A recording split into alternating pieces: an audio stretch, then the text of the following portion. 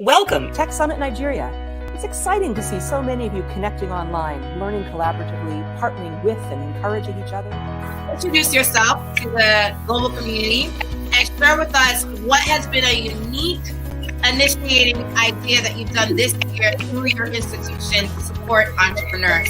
We'll talk about very briefly the startup investment portfolio theory by my mentor David Rose, and hopefully we'll then get to look at the different investment stages. One is about pricing.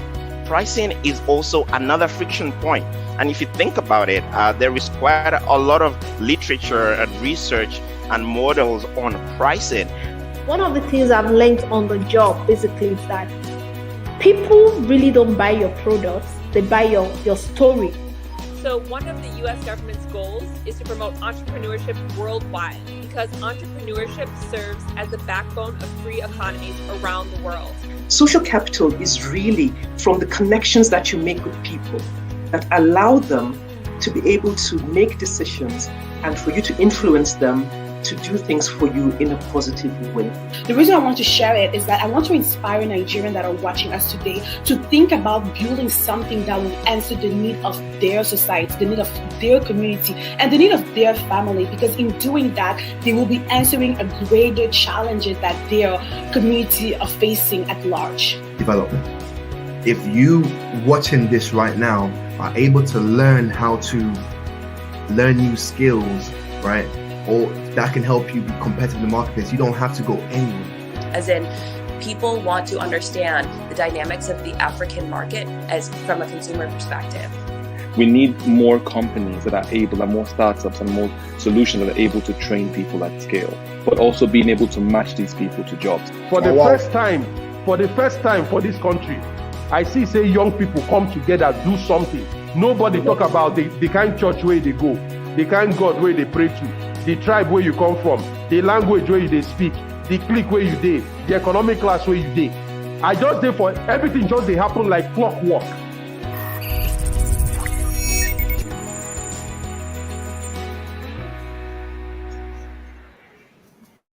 Hello everyone. Welcome to the fourth annual Nigeria Tech Summit powered by Global Startup Ecosystem. We are glad you could make time to join us for yet another iconic event. I am Letitia Boateng, event lead for Global Startup Ecosystem, co-hosting alongside Staniel Tete. To kick off the event, let's take a look at last year's recap video.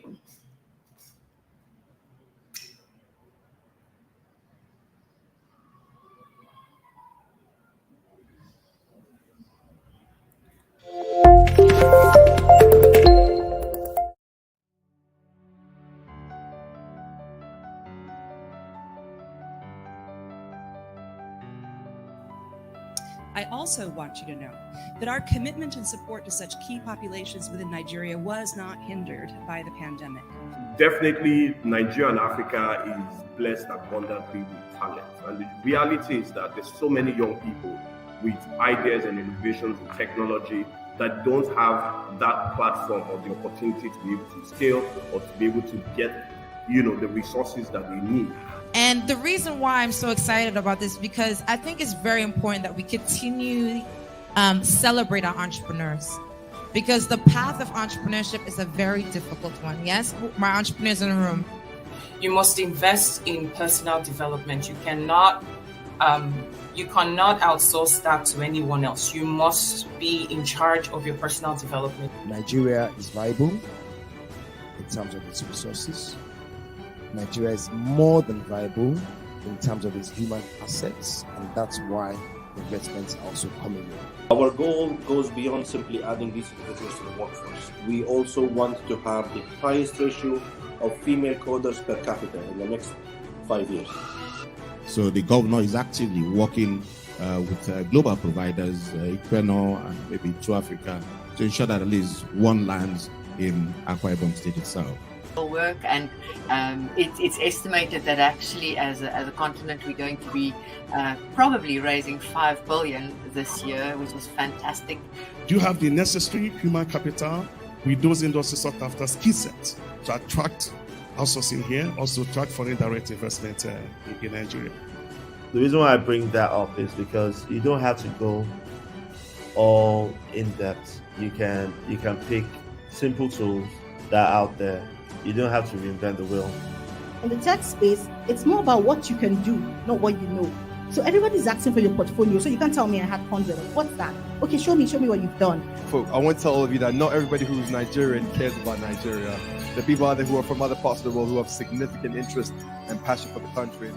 Most important, please let's keep this conversation going. Share how you're growing. Let us know what the next step is for you. Nigeria Tech Summit.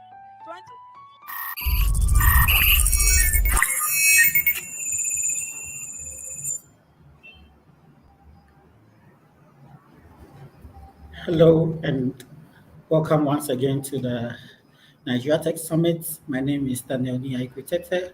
I'm the Startup Programs and Projects Manager here at the Global Startup Ecosystem. And I would like to give a brief opening remarks to the event this year. So we come again for the 4th annual session of the Nigeria Tech Summit. This year we are having it's still going to be a global virtual program, and it's an initiative that is hosted by the Global Startup Ecosystem in partnership with Google Cloud, AWS, IBM Cloud, HubSpot, SendGrid, and many more. We'll be streaming live via various social media channels, including YouTube, Facebook, and LinkedIn. We'll also have a Metaverse networking hub after the program for audiences that are registered for the Metaverse experience. We come again this year with an iconic number of speakers, including various keynote speakers and panel discussions that we'll be having throughout the session today. So we hope you stick and stay with us throughout the session as we go through important discussions that we trust would create a difference and influence decisions going forward. We'll later on share how to join the Metaverse. If you RSVP to join us, that was the first step to join the Metaverse. You RSVP to join. When you RSVP, if you RSVP, you will receive an access link to the Nigeria Tech Summit Metaverse Hub, and you'll be asked to create an avatar to join us. After you create an avatar, when the time is up, you'll be able to enter, and then you'll be able to network with various community members via the Metaverse Hub. So I would like to tell you more about the Nigeria Tech Summit. The Nigeria Tech Summit is the world's most iconic summit that has curated an active network of Nigeria's investors, tech entrepreneurs, celebrities, politicians, and business moguls. And each year, the program has come together, bringing together thousands of pioneers from across the globe and across Africa to address and tackle challenges that affect Nigeria's future. The summit serves as a platform for influencers who are sourcing innovative solutions and partners that leverage exponential technology to accelerate Nigeria as the world's final tech frontier hub. This is powered by the Global Startup Ecosystem, which is an education, tech, and equipment company, and it has a mission to prepare millennials and future generations for the digital age. GSE brings together both private and public stakeholders to address humanity's greatest workforce challenges. The platform hosts a series of employer-customized accelerator programs, including the Nigeria Accelerator Program that was done a few years back. And this also includes Global Tech Summit gatherings, like we are having today, as well as skill training programs for private companies as well as public companies. And we offer a home to digital talent and career accelerator through our career accelerator programs. And we also support a fast-growing network of remote tech professionals. Our main aim with all of our programming is to upskill 1 billion people by 2030. We are guided by 3 pillars of ecosystem engagement, and these are entrepreneurship, employment, and education. On our entrepreneurship pillar, we act on this as a leading platform for tech ecosystem building within the world and particularly in Africa. We also have supported the launch of accelerator and tech summits and other tech initiatives in numerous countries, including Nigeria. Under the employment pillar, we seek to host career workshops and personal development sessions on a regular basis. We also have one of the largest databases of tech talent in the world, and host vertical topic and nationwide digital career accelerator programs. Under the education pillar, we conduct workshops, boot camps, and webinars. That's, in a sense, preparing participants for the digital age. And some of the topics that we treat during our boot camps and webinars include artificial intelligence, blockchain, virtual reality, space, and IoT as well. Under the GSC, we have various brands under management, which include tech summit brands that serve different countries and industry verticals. We also launch new brands from portfolio based on demand and growing global partnership.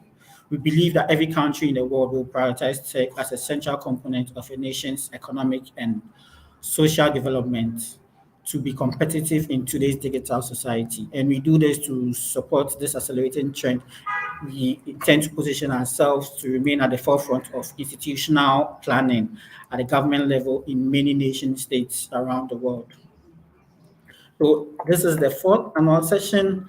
We had the first session in 2019, which was a live in-person event that was held on a day event. It had 20 speakers, 500 delegates, and we had 10 partners that sponsored the program or supported us to carry out the first annual session. We had a second annual session in 2020 due to the COVID pandemic. It was a digital edition. It was a one-day summit that had 35 speakers, 2,000 delegates joining in virtually, as well as 30 partners supporting our programming. And last year, we had a live edition in Abuja at the Hilton Hotel, where we had we accumulated speakers, 20 speakers for a day's event, as well as 3,000 delegates, both in person and virtually. That 30 partners supporting that programming last year. We have attended this year with the 2022 fourth annual edition. We termed it the Metaverse edition because we have the Metaverse networking after the session. It's a day event. We have 20 speakers coming on today. We expect to have 4,000 delegates, as well as our partners that support us, including Google Cloud, IBM Cloud, Go with Google, AWS, HubSpot, the Africa Future Fund, the Metaverse Times, and Meventum.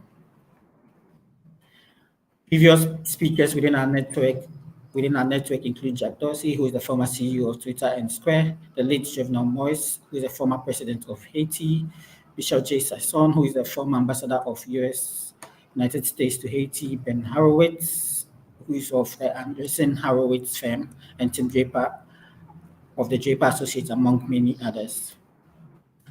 Previous spotlight speakers for Nigeria Tech Summit include Ambassador Her Excellency Mary Beth Leonard, who is the U.S. Ambassador to the Federal Republic of Nigeria, including His Excellency Dr. Fanhad Obeid Tarif, who is the Ambassador of the United Arab Emirates to Nigeria, as well as Jean Clark, the Information Officer at the U.S. Embassy, Christine Tim, who is the CEO of Global Startup Ecosystem, Dr. Collins Agu, who is the Director of Corporate Planning and Strategy Department at the National Information Technology Department of Nigeria, among many other highlighted speakers. This joins into our total previous speakers that we've had for over the 4 years, which include Ryan Forland, Tommy Davis, Mr. Obon Idion, just to mention a few.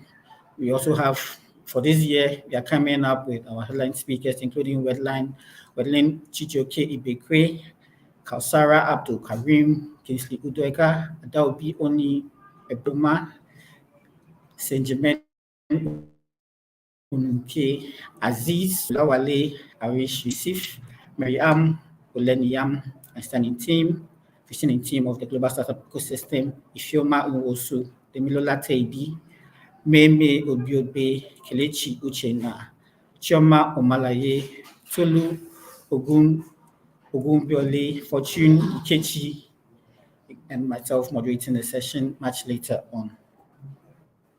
As I mentioned, we have a headline speaker for this year's summit, including Wedline Chijioke Ibekwe, who is the strategy and reputation advisor at Shell companies in Nigeria, as well as Kausara Abdul Karim, who is the Country and Human Resource Manager at Mantrack Nigeria, will be on one of the panel sessions today. This year's theme is Nigeria, Accelerating Innovation, Investment, and Industry Disruption. We chose this theme because we felt that to succeed and speed up the innovative process, organizations need to embrace creative thinking, and we feel there's a need to harness imaginations and ideas of employees. This will help create culture that encourages creativity and imaginative thinking in the workplace. Unfortunately, we have recessions at this point, which are a fact of life. It can be caused by many exogenous factors, such as geopolitical and geofinancial events that we are seeing within this year, and we hope it's expected that it will go on through to the next year. And we want to see how technology affects investment, and we see that investments in digital transformation help businesses improve efficiency by using technologies such as cloud computing, artificial intelligence, and app integrations, thereby enabling automation and data analytics to make a huge impact that allow businesses to be increasingly agile and responsive. In terms of where we expect technology to cause disruptions in some industries, include the healthcare industry, where we feel that AI adaptation in the healthcare sector would bring about a lot of benefits to those who adopt it, as well as customer service and experience within the banking and financial sectors and insurance as well, logistics, retail, and cybersecurity, transportation, as well as the marketing industry as well. These are the areas we feel will be disrupted by industry, and this is highlighted in our theme for this year. That is the Nigeria Accelerating Innovation, Investment, and Industry Disruption. So we have an action-packed agenda for today, which includes 3 panels, headline keynotes, as well as we'll be taking questions from the audience whilst we go on as well. So stay with us throughout the session. We'll transition shortly to our first panel of the day, which will be coming up shortly. But before we transition to the panel session, we'd like to take the recap video for the 2020 Nigeria Tech Summit. Welcome, Tech Summit Nigeria. It's exciting to see so many of you connecting online, learning collaboratively, partnering with and encouraging each other. Introduce yourself to the global community and share with us what has been a unique initiating idea that you've done this year through your institution to support entrepreneurs. We'll talk about very, very briefly the startup investment portfolio theory by my mentor, David Rose, and hopefully we'll then get to look at the different investment stages. One is about pricing. Pricing is also another friction point. And if you think about it, there is quite a lot of literature and research and models on pricing. One of the things I've learned on the job basically is that people really don't buy your products, they buy your story. So one of the US government's goals is to promote entrepreneurship worldwide because entrepreneurship serves as the backbone of free economies around the world. Social capital is really from the connections that you make with people that allow them to be able to make decisions and for you to influence them to do things for you in a positive way. The reason I want to share it is that I want to inspire Nigerians that are watching us today to think about building something that will answer the need of their society, the need of their community, and the need of their family, because in doing that, they will be answering a greater challenges that their community are facing at large. Development. If you watching this right now are able to learn how to learn new skills, right? Or that can help you be competitive in the marketplace. You don't have to go anywhere. As in, people want to understand the dynamics of the African market as from a consumer perspective. We need more companies that are able, and more startups and more solutions that are able to train people at scale, but also being able to match these people to jobs. For the first time for this country, I see say young people come together, do something. Nobody talk about the kind church where they go, the kind God where they pray to, the tribe where you come from, the language where you they speak, the clique where you dey, the economic class where you dey. I just dey for everything just dey happen like clockwork.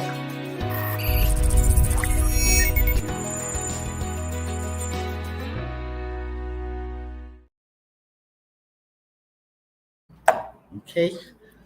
Up next, we have the Tech Ecosystem of the Future panel. It's looking at the role of digital technologies. To moderate this panel, we have Chioma Omalaye, who will be joining us shortly. We'll transition into a 30-second countdown before we begin this panel.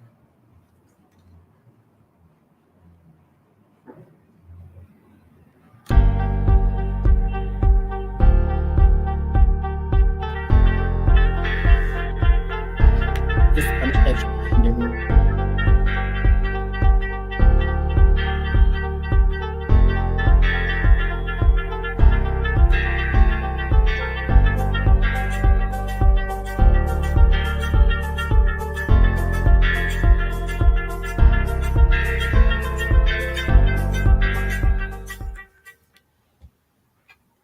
Hello, good afternoon, everyone, wherever you're joining in from. Thank you Hi, for everyone. having me. A great thing, a great work, Nigeria Tech Summit. Thank you so much for supporting us and bringing us here. We have very powerful panelists that will be joining me shortly. But let me kind of set the tone for this discussion. Just as introduced, the title of our panel session is a tech ecosystem of the future, the role of digital technologies. And let me set the tone, like I said. So 10, 15 years back, some people were gathered like we are gathered now. Some people, virtually and physically, and they were predicting, they were researching 10 years from now, 15 years from now. And voila, this is where we are now. We are 15 years, after the prediction. And some things have taken place. Some caused consumer adaptation to different technologies. Some embraced it, some did not embrace it. So I'm happy that we're having this discussion now. And I'm happy that I'm joined by beautiful and experts panelists. So first panelist here, I have Fortune Ikechi. Fortune Ikechi is the developer relations engineer for Storyblock. And we have a woman in our midst also joining us. I have a lot of people that know you, May. Her name is Meme Ogoibe. She's a global marketing and communications executive. And then lastly, we have, lastly but not the least, we have Kingsley Udeaha. He is a power platform developer at Sterling Bank. Welcome. Thank you for joining us. Can I hear your voices? Thank you for the introduction. Thank you. Okay. Did I miss out somebody? Oh, so we have, I'm sorry. We have Adobe Oni Egboma. I was looking at the previous flyer. I'm so sorry. She works with stairs. Okay, so thank you so much. Thanks. Sorry, Adobe, for missing out. Okay, so we have 30 minutes, so let's do this. Let me start with Adobe. Adobe, please tell us about your background and how it has brought you to the work that you do now. Okay, thanks everyone for having me. Yes, so I'm a lawyer by profession, but I do have a master's in African development from the London School of Economics. So, and just generally speaking, the transition from law to like policy and consulting was primarily motivated by my study of African development during my time at LSE. And now moving from that's to the work I do, working from a law firm where I was heading the information and communications technology department and moving into legal advisory and consulting at STAIRS. The transition was pretty much seamless. And the main, will I say, backing or the main motivation for me was just primarily the fact that I really am interested in development. I am a big supporter of people that are trying to push innovation within the tech ecosystem. And the combination of law and development has kind of propelled me into the work I do now. Thank you so much. It is just like almost every one of us. Okay, so Kingsley, let's have you, please. Kingsley Oh, Udeaha. Yes, please. yeah, thank you. Can you hear me? Yes, loud and clear. Awesome. Okay, so my background is electrical electronics engineering, and I started out in the power sector. That's where I first got my hands on application development using Power Platform. From then, I've Okay. transitioned to the banking sector where I do that fully. In the power sector, it was more like a hobby, but now it's like fully what I do. I create business applications using low-code tools like Power Platform and other automation tools like UiPath and the rest. So that's basically my story and how I am where I am today. Thank you so much. So you're the one taking over jobs, creating the tech that will take over jobs. We'll come to that later. Let's have you, May May. Okay, my journey has been filled with a lot of interesting landscapes. Basically, I actually read computer science as my first degree, and I transitioned into marketing, not because I wanted to be a marketer, but at the time it was something that was kind of interesting to me. So over the last 7 years, I've been a marketing professional, leading campaigns for multinationals like Molfix, Morning Fresh, and Oriflame Sweden. This year, I dabbled a little into entrepreneurship. I became a mentor for Tony Luminu Foundation, where I worked with a lot of startup founders to, craft their organizational goals. It was in that space I discovered another problem, right? And I noticed that a lot of small businesses and entrepreneurs did not have the right skill sets to actually sustain their business. So I launched an initiative called SME Growth Lab, which is focused on providing digital skills for entrepreneurs across the African continent. So, so my journey is a combination of being in the corporate sector and also, the entrepreneurship ecosystem in Africa. Thank you so much. Let's have you, the man from Storyblock, Fortune Ikechi. Hi everyone. I think I'm the youngest here. That's weird. Which is good. Yeah, so unfortunately, KG, and I'm a 200 level student at the University of Port Harcourt. But please don't tell my employer. So I'm also the developer relations engineer and the product documentation team at Storyblock. So part of my journey has stemmed from being a science student who probably went to school as every other person. But then I decided to start talking to computers, and I think I started to do that full time. But then I couldn't switch and all of those things. So part of what I did was basically to start working remotely as a software engineer for a number of US employers, and started working remotely. And now I lead the documentation team. I work with Storyblock, talking to developers and making it easier for them to use our product, and working on the headless ecosystem. Awesome. Headless ecosystem. We'll come to that later. Okay, so thank you, everyone. Let me start with May May. What do you think is the state of, or what do you see or perceive is the state of the tech ecosystem in Nigeria?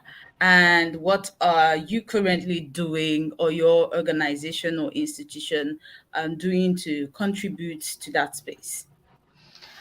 Well, that is actually an interesting question because we've seen the tech ecosystem in Nigeria really grow at an unprecedented rate. And there's a lot of technical know-how that needs to be in place for adoption to really, scale at the level that we want it to.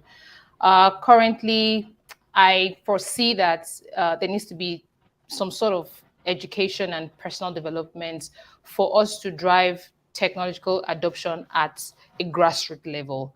Technology is here to make our lives easy. It is here to make our jobs easy, not necessarily take our jobs, but it is here to impact the way we live, right?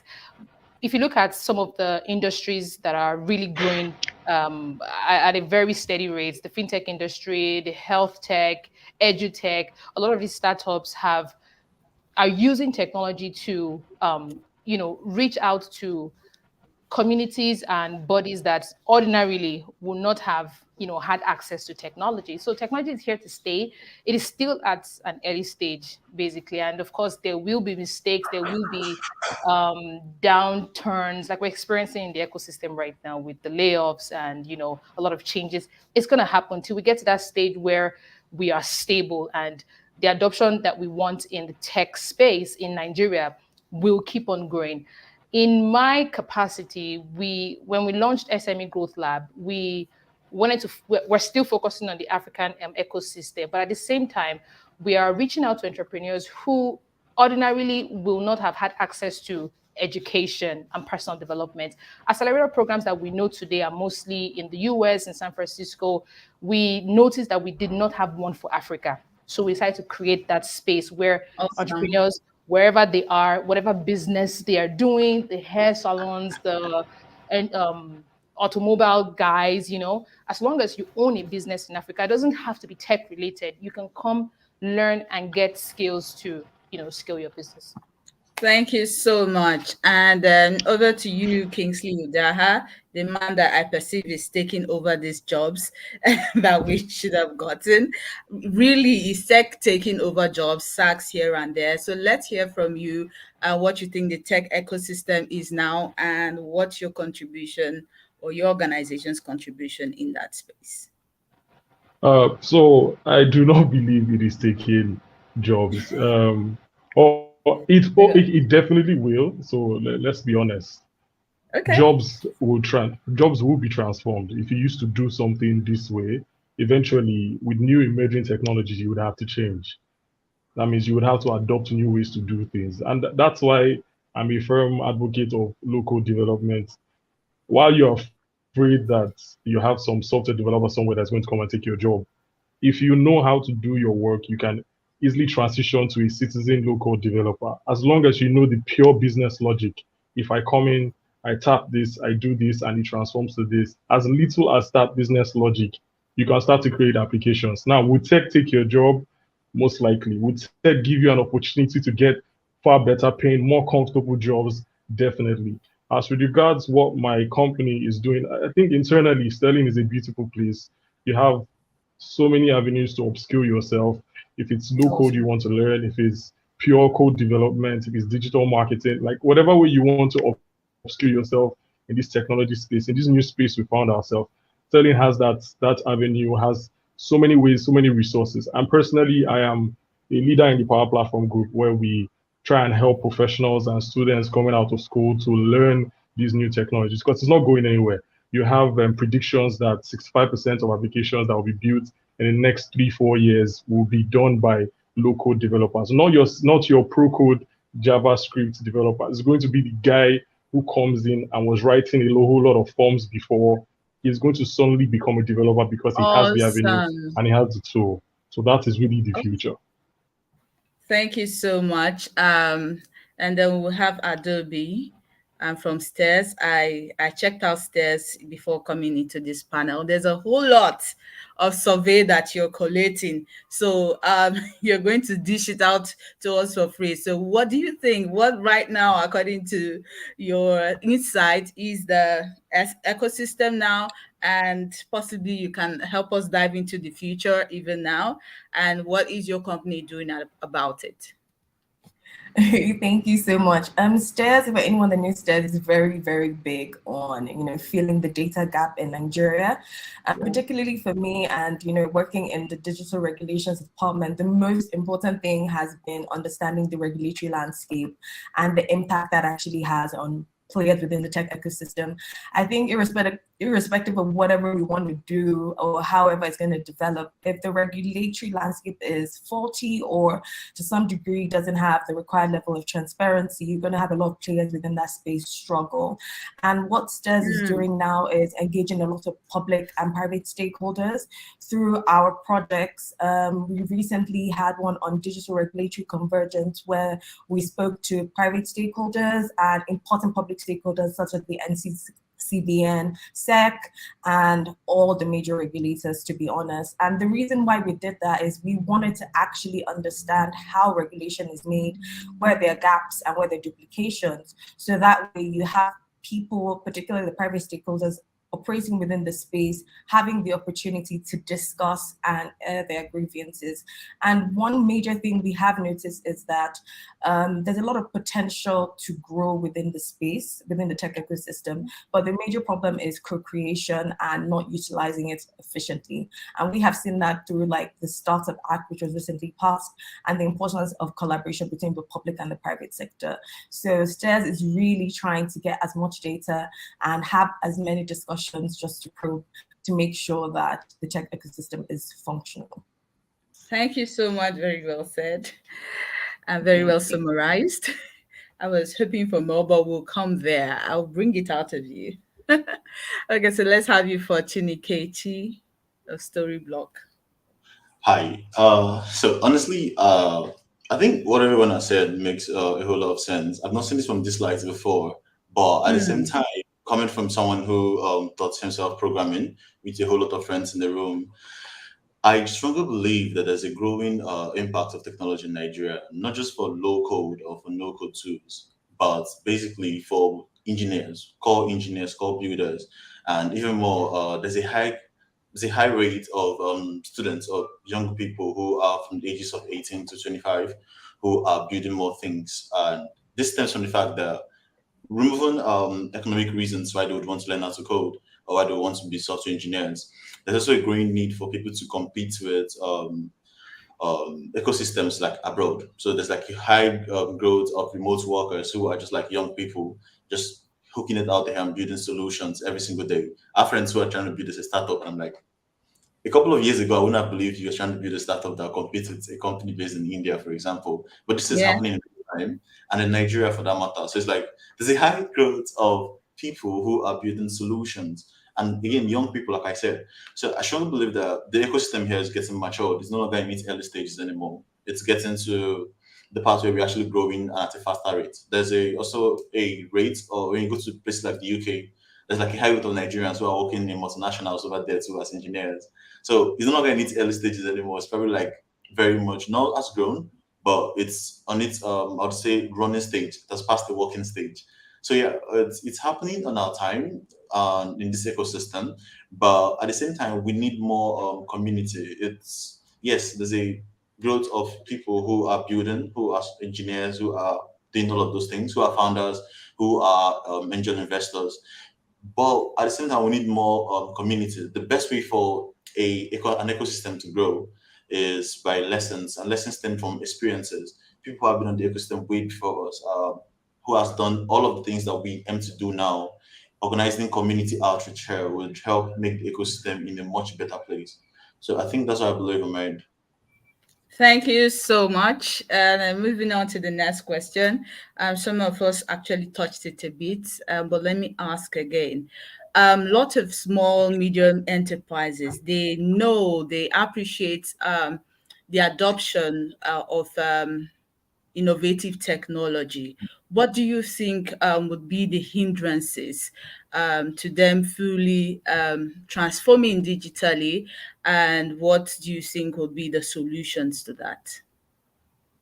So let me start with Fortune. You go again.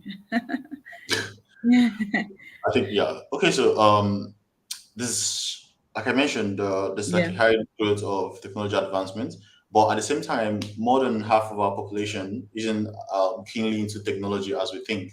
I mean, it's okay for you to believe that we are there, but then we are not as huge as we are actually. So there'll be, I think, the solution to fixing that problem would be more education on the advancement of technology, even more so the benefits that comes with it. For example, we see the MTN Momo thingy. I go to the market to try to buy things, and they're like, "Oh, if you don't have cash, you can pay me to Momo." It sounds so simple because usually it's just like your phone number to do transfers and all of that. And that is something that we all need. A technology like that, on its basic level, has reduced the need for you to have cash on a very normal market woman. So it's not enough for us to build applications and build things, more technology oriented application for people who are already in, who have an idea of how it works. We actually need to start looking properly at the unbanked, like in its Awesome. very basic level. Yes, every nuclear person who is clearly unbanked, and not just as a marketing term for raising funds and all of that, but actually banking the unbanked. I'm not entirely sure how that would go, like I said. So it's kind of something that everybody's probably trying to like figure out, including I think a lot of companies in Nigeria are trying to figure that out. Yes, I understand. Thank Exactly. you so much. Thank you so much. So let me move on to you, Devi from Stairs. What are your suggestions? Yes, I think just primarily just because of my background, I'm very big on the regulatory landscape and the changes that need to be made there. But beyond that, if you think about the backbone on which all of this is going to be done, the focus is on access to internet, access to information, and that primarily is the core issue and filling that gap. We see recently through a lot of like policies by the government, national broadband plan, and they're trying to push, for reduction in like right-of-way charges. So you have a lot of like private companies being able to provide the necessary, like the telecommunication services that are required for companies to leverage on and probably do that with reduced costs. But with a country like Nigeria, where you have a lot of startups and small to medium enterprises, it's very, very, very challenging when you think about the cost of your operation, as well as a slightly stifled, regulatory landscape. So those two have to be addressed in order for there to be, acceleration in the space. So as a startup Stairs, we also see the impact that has on us, how we operate, and more importantly, how trying to have these conversations kind of gets the conversation going and eventually lets people know that, okay, it's important that private stakeholders and public stakeholders actually have conversations to, reduce more or less like a suffocated environment, which will eventually help in development. Thank you so much. That is very well said. Let's have the next question, which is in the coming years, and I'll start with you, Kingsley. In the coming years, what change or improvement as a result of what your skill or what your organization is doing, what change or improvement do you see happening in the coming years? Kingsley? Obviously, it's more local developers because that's my thing. But yeah, I think primarily for us in Nigeria, it's going to be adoption. I mean, we have the talents. We have. Sorry, can you hear me? Yes, loud and clear. Okay. Yeah, so we have the talent. What we don't have, like Mimi said, is we don't have an environment that is in tune with technology. And we're trying to convince people. So in the future, obviously, it's us moving up with our adoption rates, institutions becoming more technology oriented, even not even startups, I mean, mom and pop shops, local businesses, leveraging technology to make their life easier. And that is what I foresee. And yeah, that is just what I foresee. And I heard you talk about low code. I heard you talk about low code applications. Will that be a thing, a continuous thing? Okay, I think he's off. Possibly when he's back on, we'll ask that question. Okay, so let's have you, May. In the coming years, what changes or improvement as a result of what you do will happen? Well, in the coming years, I foresee that there are going to be a lot of grassroots initiatives. For me, the solution is not just to keep creating or launching startups. The solution is to go back to data and see how we can educate a lot of the people that are still not having the necessary access to use technology, to educate them and move the chain up a little bit. That way, we're able to drive adoption even as far as we want it to go. And then something that I also foresee is, scalability and expertise in terms of business know-how. Now, people will not just feel the need to launch an idea because at that time it's something that they are very interested in, but their expertise has grown a bit because they have seen the need for that solution to come into place. So, for that to kickstart and for that to make the tech ecosystem healthy, there needs to be a lot of education that would intendly move our adoption rates and improve the expertise of business owners and skill. All right, thank you. So let's have you from Story Block. Sorry, your name is Fortune. Pardon me. Fortune, are you there? Yeah, I'm here. I can't hear you say something. Are you there, Fortune? Yeah, I am. Okay, okay, that's fine. Okay, please continue. Okay, wait, hold up. Can you still hear me? Yes, but you look frozen, so you can say something. You can Okay. continue. Yeah, sure. So basically, I think in the coming years, there's going to be a high need for not just adoption, but for more innovation. Yes, we are building and at a Mm. fast rate, but at the same time, there is so much more to build. And there's this saying that Ezra, one of the founders of Paystack, says. So he says, the only ones who can build it has to be us because we understand the problem more than any other Exactly. person. So it's like nobody's coming down here to build solution for Nigerians that would like scale or that would transcend or to work around the issues with our fiscal policies. It has to be Nigerians because you understand more than enough the problems that you have. You also understand the environment that you're building for. We see companies come to Nigeria and then they exit after a while. They're like, oh, we don't think we can stay anymore. So it has to be us. It has to be more builders from Nigeria for Awesome. Nigerians. Yes. All right. Thank you so much. You're Okay. welcome. Yeah, You Adobe want to already say this? mentioned. Yeah, sure. Adobe already mentioned the need for our policies to get better. And personally, I'm of the opinion that the only ones who can do that has to be builders. Yes. You'd want to make policies that are engineered for builders, but the truth is that we can't let simple people who have not one day understood the need for technology to make policies for technology. It's like, I don't know if that makes sense because you Yeah. can't make a policy that would work for a software engineer if you don't understand at least what the code does or what it should do and why it's Absolutely. necessary. So I think going forward, if there has to be, we could create more, a couple more unions for engineers and builders to help with fiscal policies in governments. That would actually help a lot in our regulations, because like you Thank see, you. that doesn't make sense for us. Thank you. So let's have you, May May. Our panel session is almost up. Okay, May I yeah. okay. I thought I answered the question earlier, but it's okay. I can just add one or two things. So Okay. we're talking about the changes that we're expecting to see in the tech ecosystem, and I'm still very much big on education, right?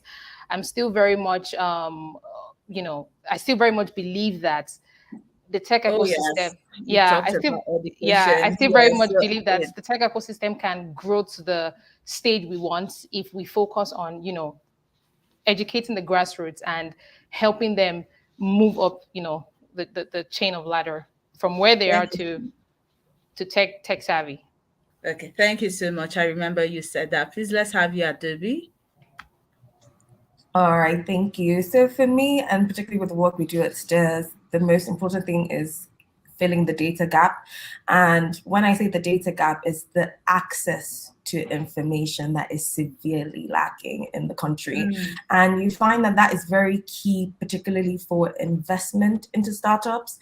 So the kind of work that STARS is doing is to ensure that, okay, when people are looking at different sectors of the economy, be it like edutech, regtech, whatever the case may be, and you have different startups operating across those different sectors, it's important that you have high quality access to information on those particular areas. This will allow investors coming in actually understand that, okay, so this is how this particular sector works, and this is the kind of output we expect to get. And over time, that will just help with development. So STARS collates this information, we provide high quality access to it, and we try as much as possible to keep pushing the envelope to ensure that, okay, if anyone wants reliable data, reliable information, the first place they look into is STARS.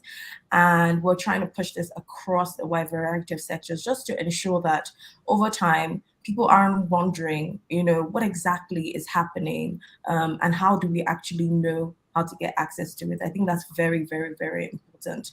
And we shouldn't be relying on external sources to provide this on Nigeria or even any other country on the continent. Thank you so much. So we'll just take 30 seconds, each of you. Your final words. Just 30 seconds, please. So let's start with Kingsley. Yeah, my apologies for the glitch. I think Yeah, that's if fine. there's Yeah, if there's anything I want to reiterate is probably the adoption problem, and it starts by, okay, you want to convince even the mom and pop stores to start using technologies. How do you do that? And I feel like it's something that has to cascade from top to bottom. And the low hanging fruit, we have institutions, we have companies. When companies start to embrace technologies, even for the minute things in customer experience, people start to believe that technology can do what technology can do. We have everything we need to build a very tech oriented ecosystem or a tech oriented Thank you. society, but adoption is Thank lacking. Yeah. you. Okay, so let's have you, May. So 30 seconds. my last words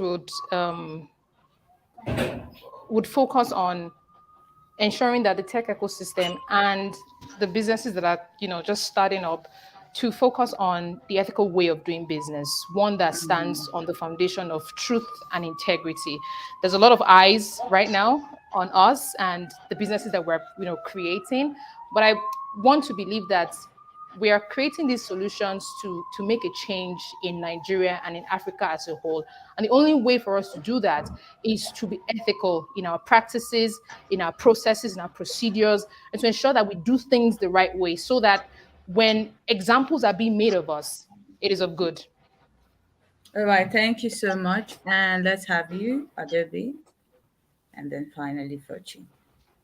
Yeah, I think simply put, it's just trying to ensure that there's better discussion and increased transparency in the tech ecosystem in general. I think if there's anything that's going to come out of it substantially in the long term, it's important that there's definitely a good communication link between public and private sector stakeholders.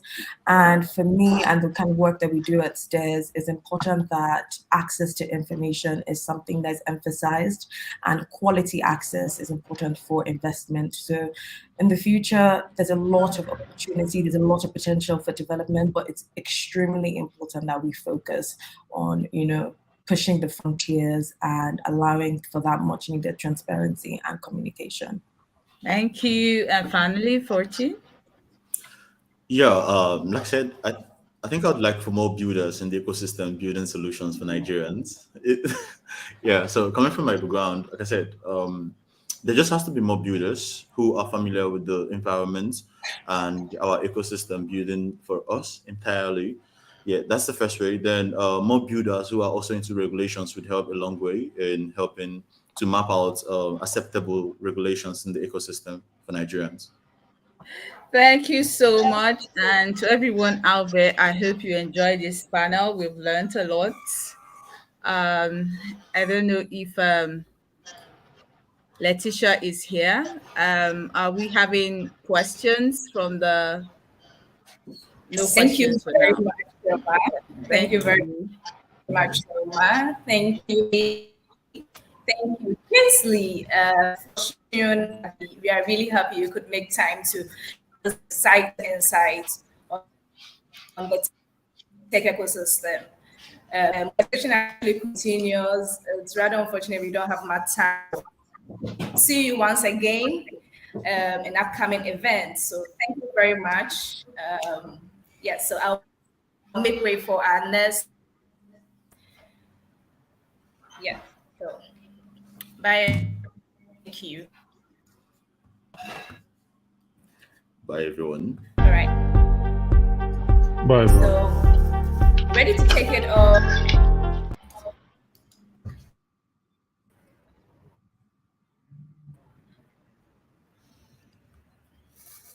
Okay, so ready to take it off is Gwendolyn Chijoke.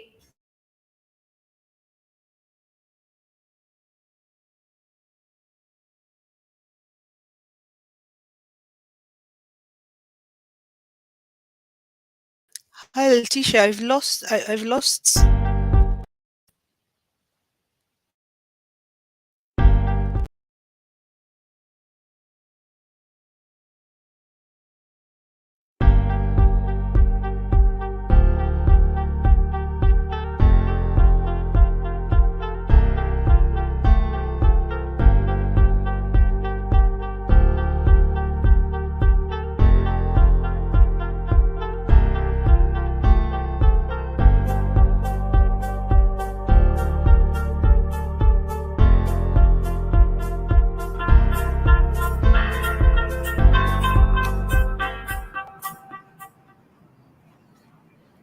Hey, welcome, Wendlin. We are pleased to have you at the Nigeria Tech Summit, and we'll now hand it over to you to begin your keynote Excellent. address.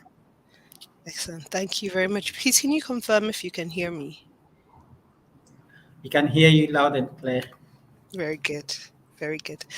So hello, everyone, and good day to everyone. Thank you again to the Nigerian Tech Summit for the opportunity to just discuss sustainability strategy and social investment with you today. I'll start with the disclaimer first that the ideas I'm sharing here are my ideas. They're reflective of almost a decade's experience in the energy industry, focused specifically on sustainability. Um, and just to start us off, I think chiefly when people think of sustainability, what comes to mind is some form of corporate social responsibility that many believe, large corporations are sort of prevailed upon to do as a means of, whitewashing their image or maintaining a societal license to operate. But I'm here to share with you today, and I hope what you take from this discussion today is that sustainability strategy is key for the growth and the development of every type of business, whether it's small or medium scale or quite large. Indeed, especially for our friends in the tech industry, it can really be the differentiator with the capacity of setting you apart for your investors, for potential employees, for of course, meeting your commercial goals, and then, of course, the bigger goal of impacting society. In fact, doing good is actually good business. And I think that that's sort of the line that I want to make sure that we remember from my discussion today. So now let's be clear. When you speak of sustainability strategy, this is quite different, of course, from the concept of social investment. But the title of my discussion today from the Nigerian Tech Summit team was really sustainability strategy and social investment. So there's a tendency for people to intertwine both of them, but they're quite distinct concepts. The latter, social investment, really forms a part of social performance, which involves not only impact management from your operations, but minimizing negative effects of your operations on the communities or the places where you operate in, and also, of course, optimizing the positive benefits that your presence has the potential to bring. Social investment is really more about this last bit, optimizing the positive benefits your presence has potential to bring. But then it's just one part. Social investment is just one part of the bigger social performance sort of pie. And social performance is, again, even by itself, is a part of the overall concept of sustainability. Running a sustainable business, creating a viable product that is enduring and impactful, creating a corporate culture with the potential to really carve out a continued positive legacy that really endures. That's what ideally businesses should want. You want businesses that actually have the potential to outlive and to outlast even their founders. That's how you have Fortune 500 companies and companies that really last for from generation to generation. That happens really because they have a very good and a strong sustainability strategy. And that should really be, I think, the business goal for everyone, for every business founder, for every employer. That should really be what we all look out for. And both social investment and social performance form part of that broader sustainability strategy for a business. So like I said, while the two concepts are distinct, they are intertwined, but I don't want us to confuse what a sustainability strategy is with what social investment is, because they're actually very distinct things. Your sustainability strategy as a company may include social investment, but of course, not compulsorily so. So I think it's important for us to actually set that basis. So now we've made that distinction, let's sort of return to the broader concept of a sustainability strategy. You may have heard about the often touted concept in sustainability, the triple bottom line, right? For most companies, we know about the bottom line. The bottom line is financial for most companies, and all the focus is sort of on achieving your commercial goals, achieving your financial goals, achieving your, hitting your profit margins for the quarter or for the year. However, there's evidence that an efficient, very well aligned sustainability strategy has the potential to help a business achieve not just one bottom line, but then three separate bottom lines, right? And that's what this concept of the triple bottom line is about. The triple bottom line concept suggests that instead of merely looking at financial and commercial profits, that's the economic angle. But businesses should also pay attention to the social and to the environmental. And that's what's at the core of sustainability: economic, social, and environmental success. These are the three key pillars of sustainability. And I think that's a good easy way to sort of remember that. And you might have heard this before, of course, is profit, people, and the planet. So it's a good easy way to remember, and I think a clear way to understand what we hope to achieve with the sustainability strategy. You want to make sure that you're touching on the economics, on the social angle, and as well as the environmental, and measuring those as a means of ensuring success. When we think broadly of sustainability, even in the standard dictionary definition or meaning of the word, something that's sustainable, if you think about it yourself, what does it usually mean? Something that's sustainable usually refers to something that by virtue of its quality is durable and is enduring and can be maintained at a certain level. And how are you able to actually do this over a long time? You need to actually build properly from the start. So in other words, you really have to be ensuring that when you're starting up a business from the beginning, you have a firm foundation, or your company has solid roots. If you go in from the start simply with a focus on making profit at all costs, what you will see, and what we see in many companies, and I mean, you're all active in the tech industry, I'm sure you see that they're quite high, sometimes quite high attrition rates in terms of retaining the best talent, or building a corporate culture where it's free of resentment, where you have the best people working, where you're bringing out the best in people. You might also see that you have a pushback from the communities you operate in. You might find that you have challenges with regulators in your industry. You might find that you have civil society not properly engaged with you, with your company, with your brand. And all of these things, of course, affect the perception of your brand and can ultimately affect your reputation. So you might have an excellent product, and you might have the best ideas and the best implementation, but then if you don't have the proper corporate culture, if you're ignoring the social bits, if you're ignoring the environmental bits, the way that you relate with your external stakeholders, then you might find that you actually have real challenges with perceptions about this excellent product you have. It impacts your reputation and then eventually impacts your bottom line. So all these things have the potential to, of course, like I said, detrimentally affect your profit. And these concepts are, of course, intertwined. Often people think that business is business, right? Let me separate from the social and the environment. I develop products and that's what I do. And I'm just going to focus on being the best at developing products, for example, or creating apps or creating this or doing this other thing. That's what we do and that's what we're going to focus on. Many times people think that it's the large corporations that should focus, have the money and have the time to engage in these other things, to look at the environment, to look at, the society, to look at, the way that they hire, to look at diversity and inclusion.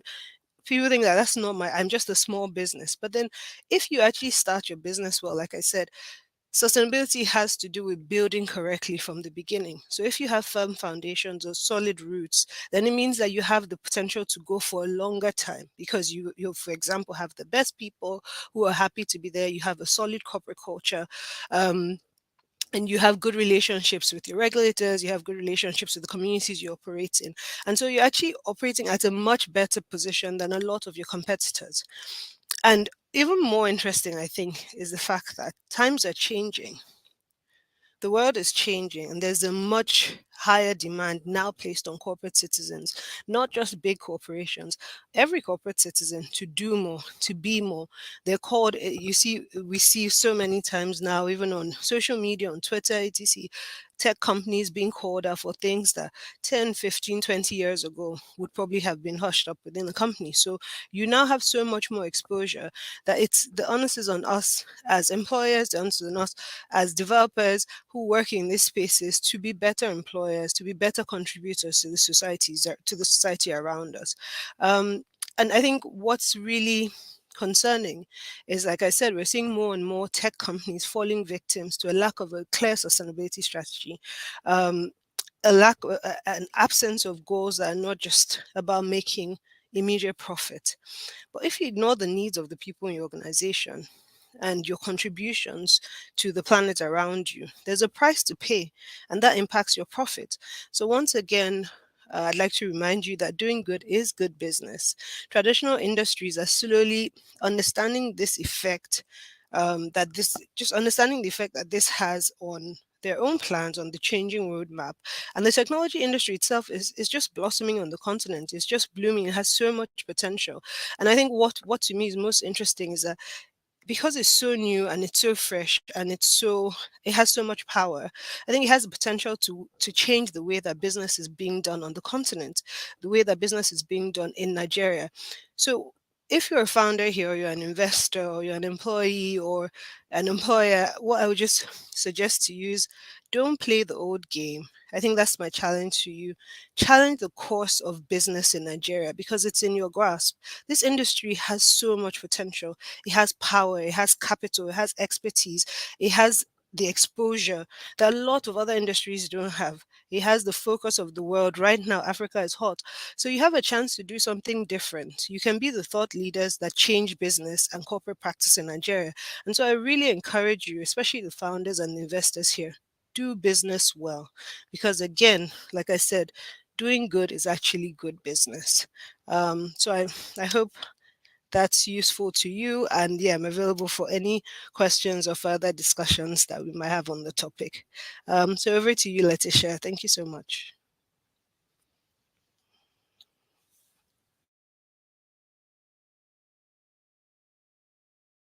Oh, Letitia, I think your mic is muted.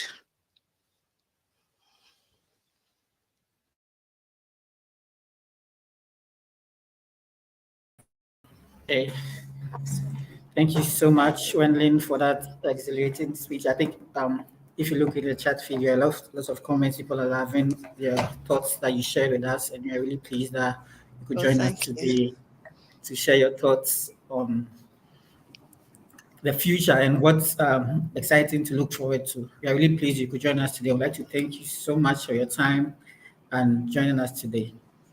Thank you Thank so you. Thank you much. so much. All right. So that was our keynote speaker for today. We'll quickly be transitioning to the next panel, which is the corporate governance in the modern economy.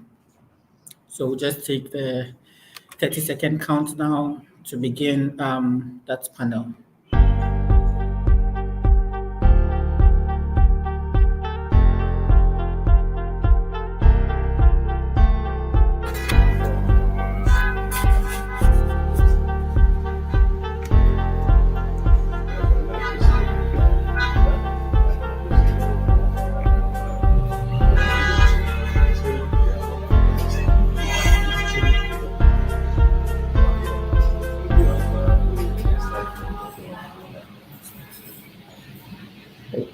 Welcome, everyone.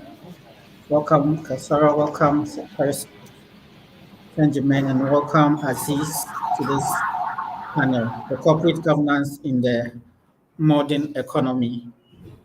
Thank you. On this panel, we want to look at Nigerian corporates. We have Nigerian corporates influencers here who discuss how to make a difference in the current economic situation by sharing their career experiences in managing both establishments and talents as well. So on this panel, I'll have them introduce themselves because I feel there's no one better to introduce themselves. And as they do this, they can, as you introduce yourselves, you could tell us what you do in terms of what is your job description, and then how being a diverse individual has impacted your journey and gotten you to where you are today. So I'll start with you, Kausara. Thank you. Thank you so much. Hello, everyone. And so happy and delighted to be here. And my co-participants, Saint Germain, Aziz, thank you so much. Stanel, thank you so much. I feel so delighted to be allowed to share my voice on the topic of today, corporate governance. And I would like to say congratulations to Startup Ecosystem for what you are doing. Well done. I think I watched your previous summits on LinkedIn, and thank you for what you are doing to individual and organization to allow them do business in this digital space profitably and ethically. Yes, like the question goes, my name is Kausara Abdukarim. I currently work for Mantrack Nigeria. Is the sole Caterpillar sole distributor of heavy equipment in Nigeria today. And in my role currently, I head the human resources function. And without question around diversity, I work closely with leaders in my organization and executive of different background, British, Ivorian, Ghana, Kenya, Egyptian, a lot of them in my organization. So the skill that I need to maintain at all time is how do I have the right mindset? How do I have the right mindset to be able to retain, to be able to attract, retain, and ensure I get the best from this set of diverse people? Because in every organization, we have a different mix of individuals. Individual that comes with different ability, different skills, different sexual orientations, different capabilities. So what comes to mind every day is how do I attract, how do I retain, and how do I get the best out of people? And you will agree with me that for every successful business, business is not done for business sake. Business is done for the people. And by people, I mean business is done through the people who are your workforce, your talents, and those are your people. And business also are done for the people. And when I say for the people, I'm talking about your customers, I'm talking about your vendors, I'm talking about your alliances and other partnership and collaborator that you have.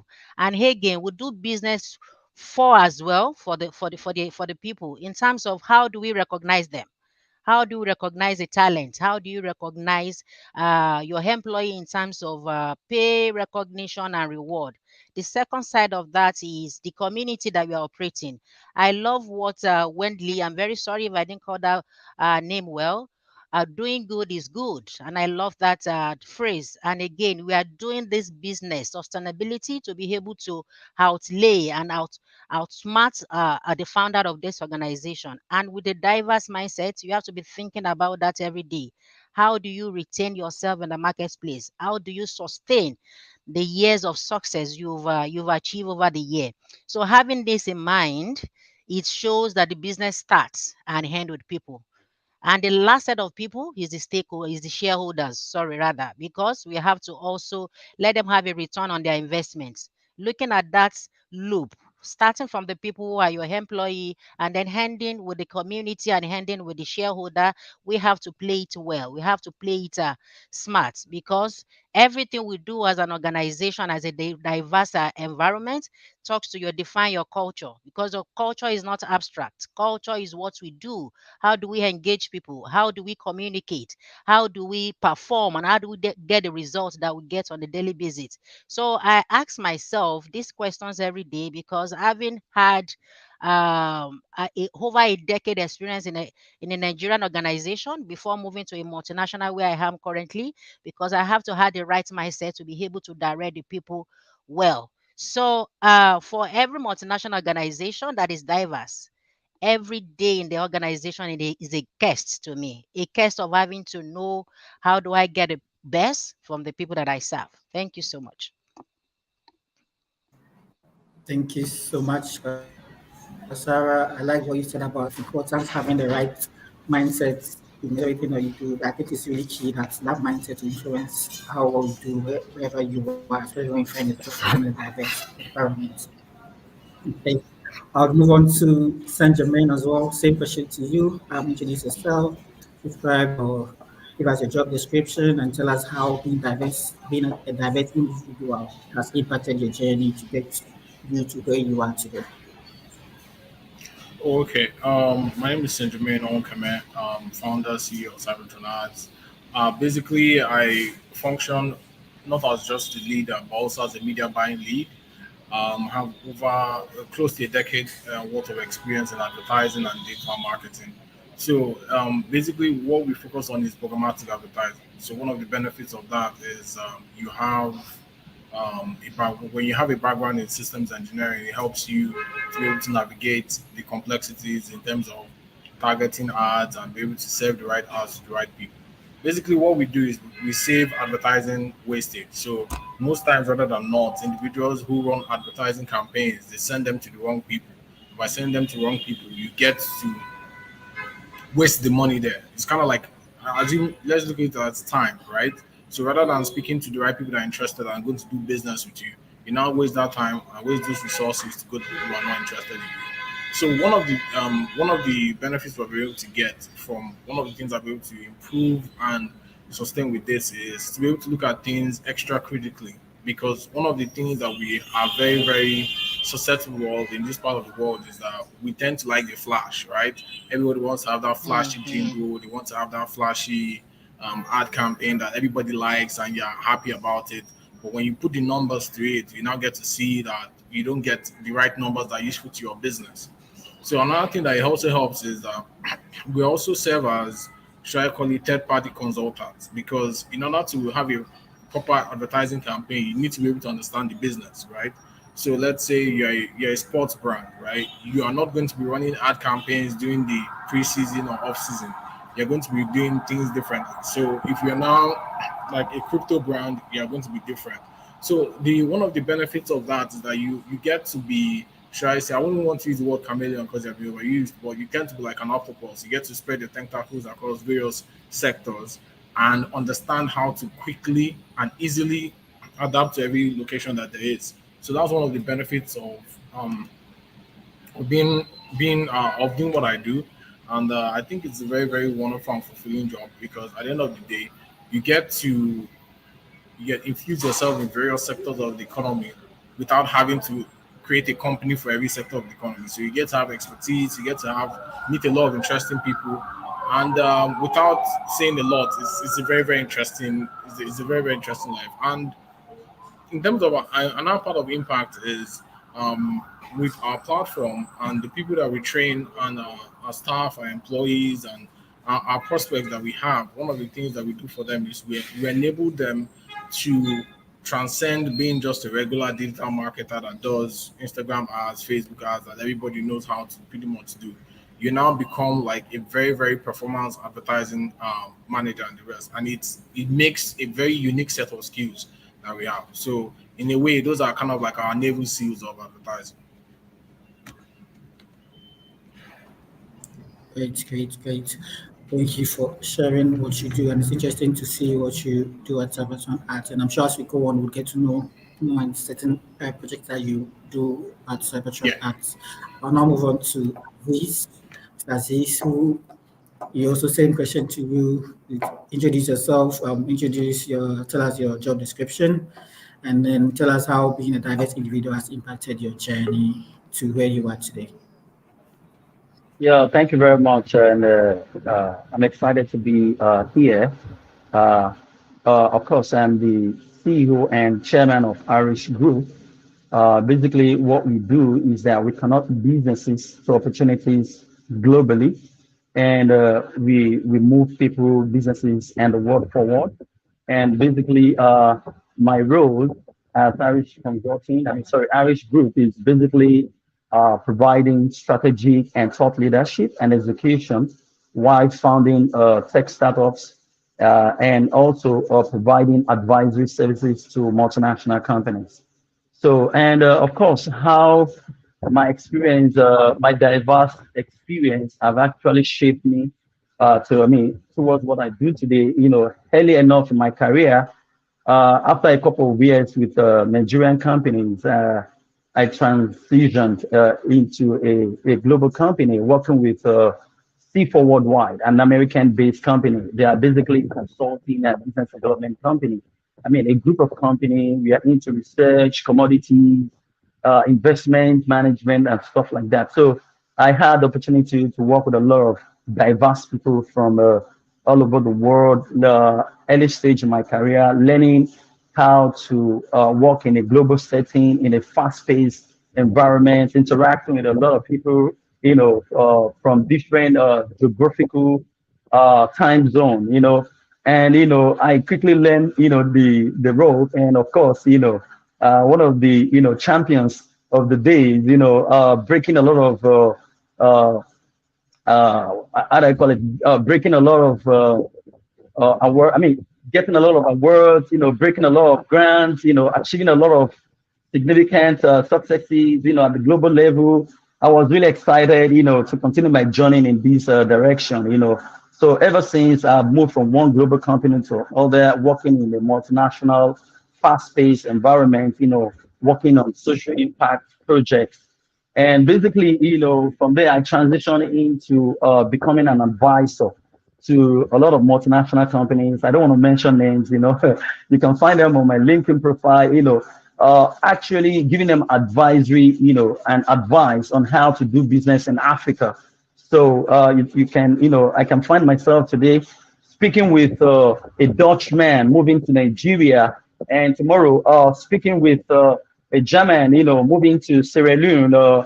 So I become an advisor, a go-to person that actually give them advice on, social, cultural, diverse, intricacies and about doing business in Africa or in this, country.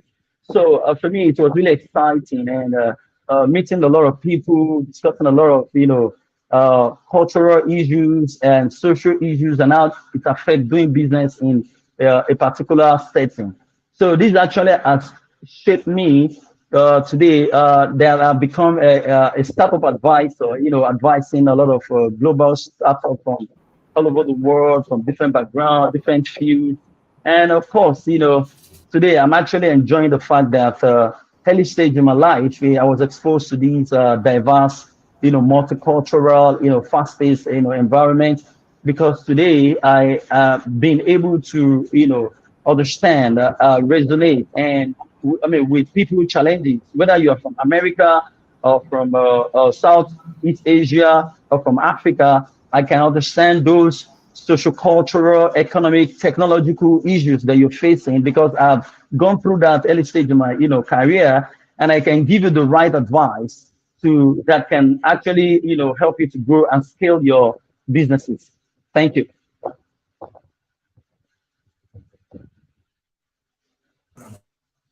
All right. Yes. Thank you. Telling us what you do at your company, introducing us to who you are. I will get into the corporate company world and see what has been going on over the years. Now, over the years, we've seen that corporate companies have made long-term commitments to deploying capital and building local jobs and skills, thereby transferring some technology in ways that they want to hope to drive both business successes and development impact. They want to make this impact in these local communities as well, or in the countries that they work in. We want to look at the question now. The second, some of the mutual in Nigeria and other African countries for corporates within that corporate space. I'll start with you this time, Senjamin. Okay, all right. So, what I would say is, in terms of growth, I think social growth and capital growth, they kind of go hand in hand. It's pretty much well known that in Silicon Valley, you notice that Silicon Valley and Palo Alto, they became very big commercially viable cities because of the startup companies that were there, the amount of revenue that were there, and the rest. It goes without saying that if you have like a company, let's say Facebook and Instagram, that's probably founded and headquartered in anywhere in Nigeria, there will be a significant growth in the general GDP of the country. A very good example also it's what it brings to the emerging talent that comes out, because of, like I usually mention to everyone, is that every new day a graduate is born, right?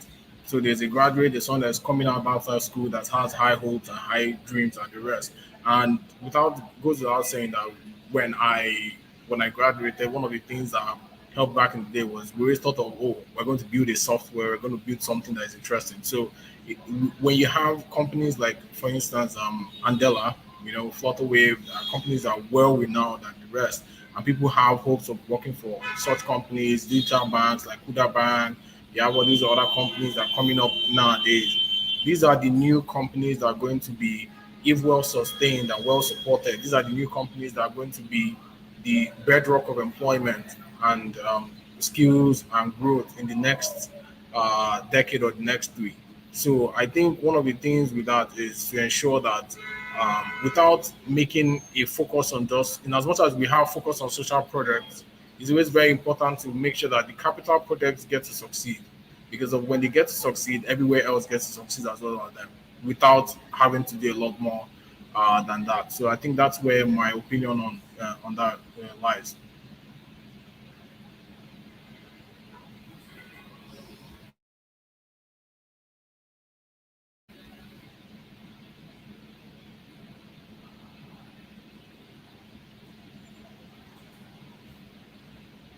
Okay, I think you're mute. You're on mute now. Yeah, I have an issue with my mic now. Hope it's better. I'll throw that same question to you, Kausara. Okay. What are the mutual benefits in Nigeria and African countries? Thank you, Stanel, and thank you, Cynthia Jamin, for that perspective that you just shared on the topic. As a talent manager and as a professional HR, I will leave the investment opportunity for the CEO on this call, and I will like to look at it from the talent perspective. COVID-19 has taught us a lot of things. Things has really changed. The way we look at things has changed. And the way we transact business has also changed. It has taught us a lot of things from being endurance, from having grit, from having to be multi-skill, to upskill, to reskill. It has taught us a lot of things. Now, the talent management, the way we look at talent management is changing. The way we look at managing workforce is changing. Now, talents are wielding more power and more energy when it comes to discussion of my terms and condition of employment. Before I can tell you that, please go and sit down somewhere. This is what I'm offering you. Now, things around globalization, things are getting simpler and getting clearer to people, to younger generation. German said that we are giving back to graduates every day. Is absolutely correct. Every day, not just graduates, informed graduates, talented graduates, not in terms of what we are doing academically now. I'm talking about soft skills. I'm talking about technology driven skills. Because outside what you are learning in the classroom, they are even learning what we, the parents, and we, the older generations, are not learning. So there are lots of myriad opportunity. So they are aware of their rights. And that is why most of over 80% of the employee-employer issue that is taken to the National Industrial Court, employee come out to be the winner. Because as we move, as we go, things have changed and it will continue to change. So there are a lot of opportunity. There are a lot of information out there. And technological advancements has also helped this game. Things has really changed. We can get information from the tips of our fingers. I remember when I was looking for something on my phone on Google, and I was looking for, I can't remember the word I was looking for. And my 10 years old son said, Mommy, what are you looking for? I said, just normal Google, just search online to look for something. And Mommy said, Mommy, you are too old school. Mommy, just speak to your phone and it will come out. I say, my own phone? Inside this phone, can I talk to something on this phone? And within 2 minutes, second, why am I saying minutes? He just took the phone. This is the phone I've been hiding from him. This is the phone. I say, if I see you touch my phone again, and he will just say, Mommy, what are you? Let me say, for instance, I'm looking for agility. He just said agility. And oh God. And it came out. And see me holding the phone for more than 1 year. And I never believed there's some functionality on that phone. So technological has also given them that's transparency. There's information everywhere now, depending on the one you want to pick in the information. And there's a saying that I read sometimes last year on the internet, and anytime I remember that saying, I shiver. That technological advancement or technological innovation has never been this fast, and it will never be slow again. Anytime I remember that, technological advancements has never been this fast, and it will never be slow again. This shows that we are experiencing the beginning of technological innovation, if not invasion, depending on the way we are looking at it, because there is a pros and cons to all this, we are discussing about. But because the perspective of this discussion is around the benefit to Nigeria and other African countries, I will say now anybody can work from any part of the world without having to think, "Ah, I have to travel there physically." And even if they want to travel there physically, now they know their right from their wrong. They have a lot of information. The bricks and mortar are broken. There is no ceiling anywhere any longer. Everything is becoming clearer, obvious, and simpler by the day. So when we are discussing benefit, there are a lot of benefits in terms of job opportunity. There are a lot of benefit in terms of alliances, collaboration. This new generation will be richer, wealthier than us, because they can do so many things and get value for it. A lot of things that is giving them money is not what you send them to school to do. They are doing something outside the academic exposure that we give them. The academic exposure that we give them. I will tell my children, don't do this. Before you know it, I will still call them to come and do something for me on the TV. They will be telling me, "Mom, this presentation you are doing on your laptop, you can actually do it on the TV." And they will connect everything, and I will be seeing everything. And they will tell me, I say, "I'm not going to subscribe to Netflix." They will tell me, "Mommy, don't worry, just put on your Wi-Fi." And before you know it, they are watching 8 hours, 10 hours, 15 hours. So things are really changing, and it will continue to change. It will continue the way the business have been transacted. Like I said, I would like to stop there for the next participant. Thank you. Okay, thank you. And that leads us nicely into Aziz to share with us any mutual benefits for within Nigeria and other African countries.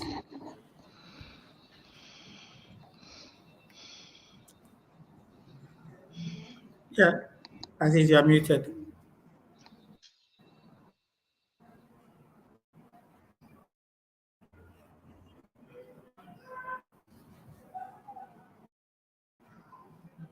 I think.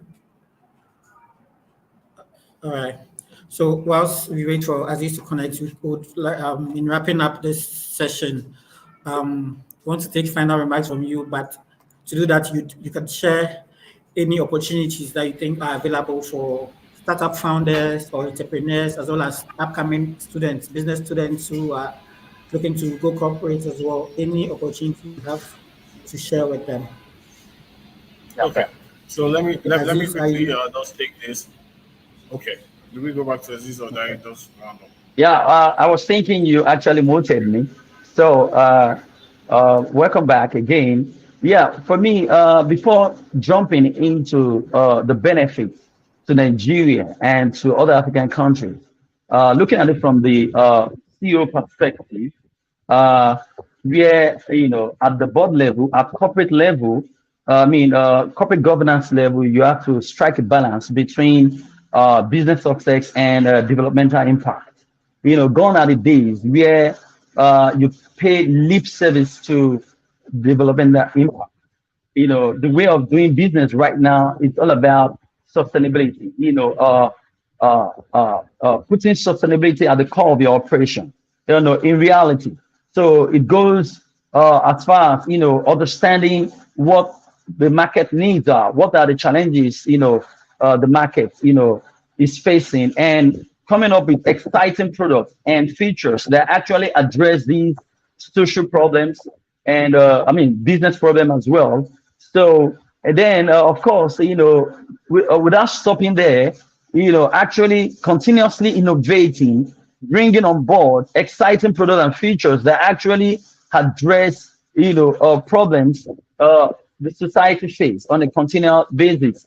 This way of doing business actually is the way forward. Like the previous speaker, said in the previous session, doing good is actually good business. It is not, if you actually need to make a business success, you actually need to, from the start, put corporate sustainability and accountability into what you do, into your product, into your operation, into how you approach employees and all other stakeholders. And all other stakeholders in this sense, I'm talking about the community where you operate, and even your shareholders, and of course, your partners. You have to actually look at the best sustainable way to approach them. So that is the way of doing business. Now, going into the impact or the benefits to Nigeria and to Africa at large. Of course, the benefit is that we have a lot of tech startup right now, like Saint Germain, I've already mentioned, the Flutterways, the Kuda Bank, and the rest of them. They are more strategic, more intentional about solving societal problems. Of course, they know that if they're able to address this market need, this societal problem, they're actually going to be successful as business. So you can imagine Kuda Bank, telling you that this is the bank for the for I mean, this is the bank for for free, where people can actually save a lot of cost, banking. So what I'm saying in essence is that the benefits, has been very immense to the people who are the cost. I mean, who are actually the customers. You have a lot of competition out there. You have a lot of companies, a lot of startups, coming up with a lot of features, a lot of freebies. Like, okay, buy one get two, and pay for this and have more of this. So this has been benefit to people, and of course to the community.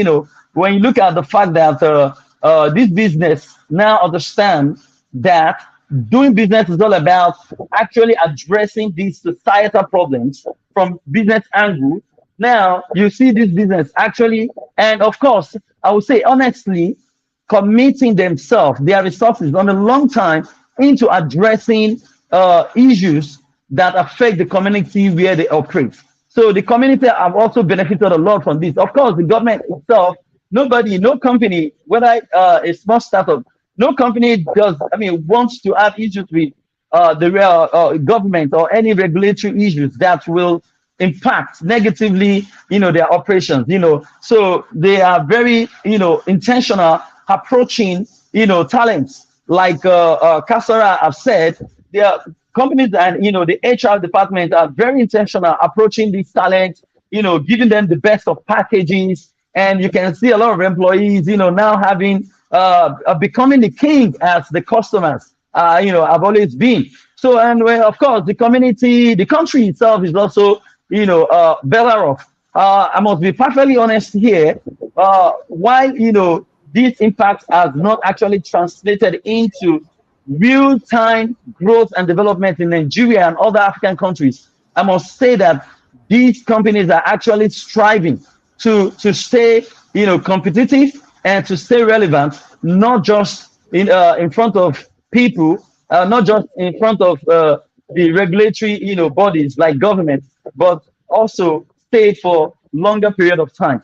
So more has to be done. This is the fact, in Nigeria and on African continent to actually address these societal problems and ensure that the approach is actually translating into developmental, into real-time growth and development, for people and the community at large. Thank you. All right. Thank you so much. And until we have time, I'll take final remarks from each of you. Just briefly tell us what opportunities are available for the next generation, those who are coming up, students, entrepreneurs as well. Just 1 minute for each of you. I'll start with you, Saint Germain. Okay, all right. So I think the first thing is anyone or any intending entrepreneur should always have big dreams and small steps. So that at the end of the day, in as much as you are very, very hopeful to be one of those big companies, you need to be able to be disciplined.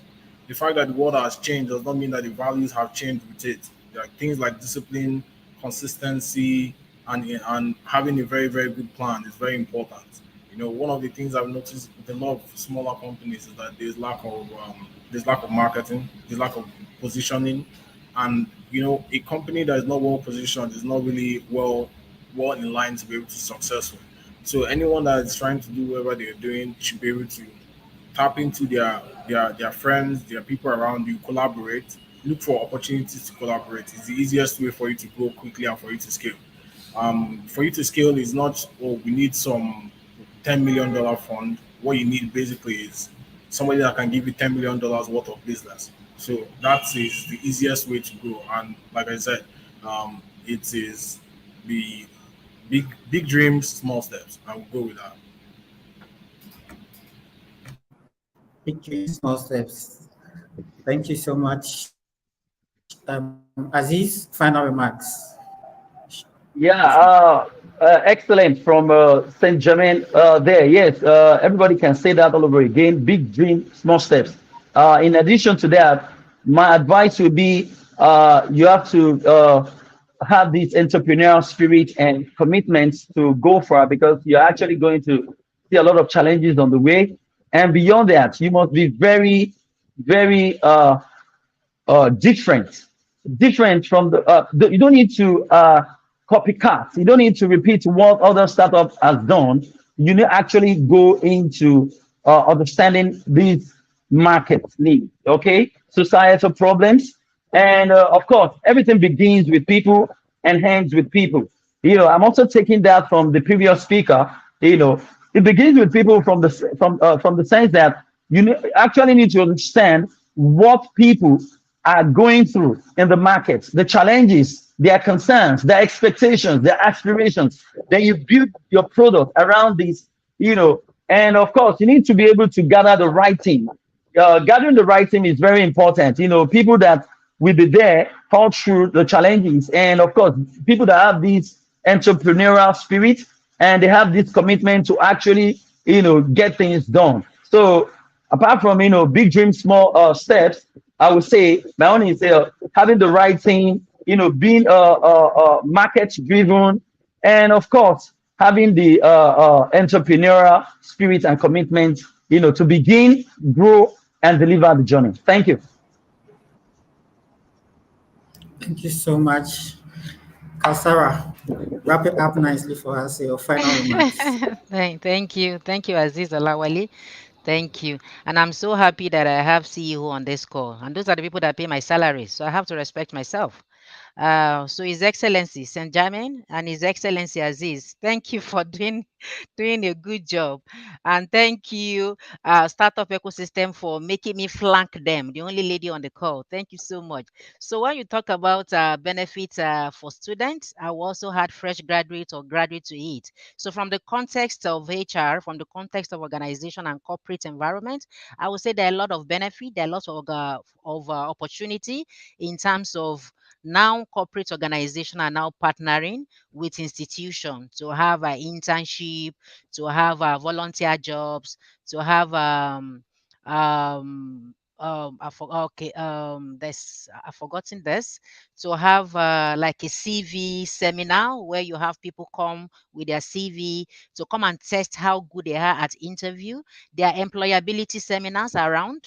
If you are online, there are a lot of employability seminars. Rather than you go for several interviews and fail at that interview, there are a lot of things that is out there as opportunity for students, for undergraduates and graduates to be able to get it done before, to get the right capability before they move into corporate environment. So there is still room for them to make that error. There is still room for them, for somebody to handhold them to be able to get successful. And they also have the right to put it on their CV. Volunteer job, and now you can put it on your CVs rather than you being as fresh from somebody in the classroom. You can rather put a volunteer job with Mantrack, volunteer job with Unilever, and that's give you an edge over a very fresh graduate. To close this, as a final remark from me, I know the time is fast spent. Before now, there are some issues that and topical issues that organization can shy away from. Issue like corporate governance, issue like corporate responsibility, issue like talent management, issue like employee experience. But in today's business, you can't shy away from those things. They will bring you into, there is no hiding place for anybody any longer. The topic is an integral part of every successful organization. If you are doing it and getting away with it, what will happen? You won't be able to sustain your position in the marketplace. And if you are able, you can only go fast. You can't go far. Thank you for having me. Thank you so much. Thank you so much, my able panelists. Um, Aziz and Kausara, you've done justice to the topic corporate governance in the modern economy. We are really pleased you could join us today, and we know the future is bright, and we'll continue to follow your journeys within this diverse career that you've stepped upon, and that we continue to engage with you post this program. Thank you so much for joining us today.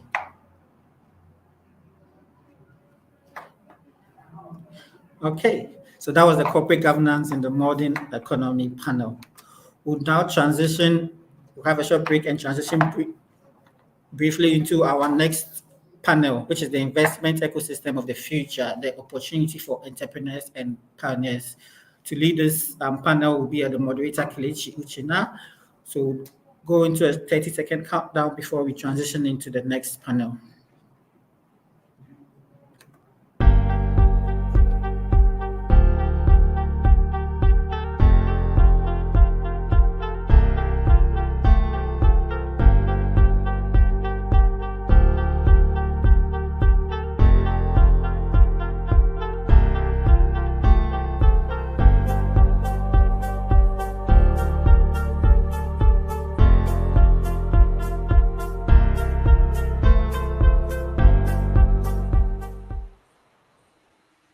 Okay, welcome, Kelechi. I'll pass over this panel to you to begin this discussion. Thank you very much, Stanley. Staniel, thank you very much for having me. Okay, ladies and gentlemen, if you're listening, if you're out there, would like to welcome you to this amazing panel session titled The Investment Ecosystem of the Future and Opportunities for Entrepreneurs and Pioneers. I'm here with some amazing ladies. I'm here with Mariam Olaniyan, Tolu Agumbiade, my personal friend and my fellow PBNR, Damilola Tedi, and Ifeoma Wosu is not here yet, but I believe she'll join us soon. Ladies, you guys are welcome. Wave if you can hear me clearly. Can you hear me clearly? All right, great. Nice to have you. I sent you guys LinkedIn invites, by the way. Mariam, have you seen my LinkedIn invites? I sent you a LinkedIn invite. I sent Tolu a LinkedIn invite as well. Yeah, you guys are welcome. Can you hear? Yeah, I can hear you. I can hear you. Yeah, I said I am so sorry. It's just a busy time of the year, and I try to avoid the chaos on LinkedIn, but I will go over it. Yeah. Yeah. So have you seen mine? Have you seen my invites? Also, not Kelechi putting all of us on blast. I haven't seen it yet, but once I see it, I'll Okay, please do, because I want to connect. I want to connect, definitely. Dami, hi, how are you? Hi, I'm good. All right, great. All right, ladies, you're all welcome. To this amazing session. We're going to be talking about investments, about startups, about the ecosystem, and a lot of other things. All right, so let's just jump right into business.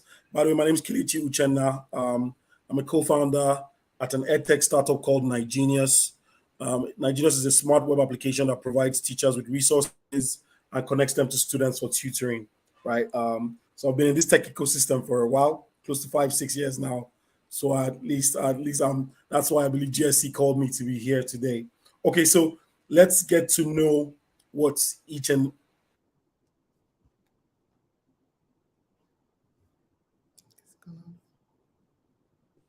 Dami, we can hear you. It's Kelechi.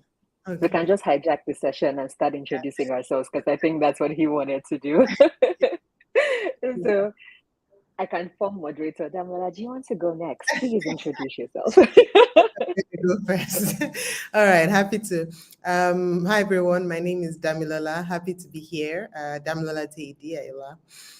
I'm head of platform and networks at Ventures Platform Fund, and Ventures Platform Fund is a discovery fund, an early stage fund, and we invest in what we believe are really smart founders building strong and creating new markets and building strong businesses across the continent. Prior to that, I used to lead the startups unit at Co-Creation Hub, which is an innovation center. So I've been in the startup ecosystem for about 12 years. I started off as a software developer and then moved into innovation management, which is where I am now. So happy to be here and happy to discuss startups and investment. Kelechi, we hijacked your moderation from you because yes, please. If there's any disruption, please take over. I beg. We're spontaneous. Any disruption, just take over. Yeah. So let's hear from No you. worries, we're just doing intros. Sure. Hi, Let's hear from you. Yeah. And I'm the founder at Carrot. We find and upskill exceptional non-tech talent and connect them to ambitious companies. So if you're looking for roles like customer support, operations, admin, Carrot is the place to come to. And most of my career has been in the technology, entrepreneurship, and education space.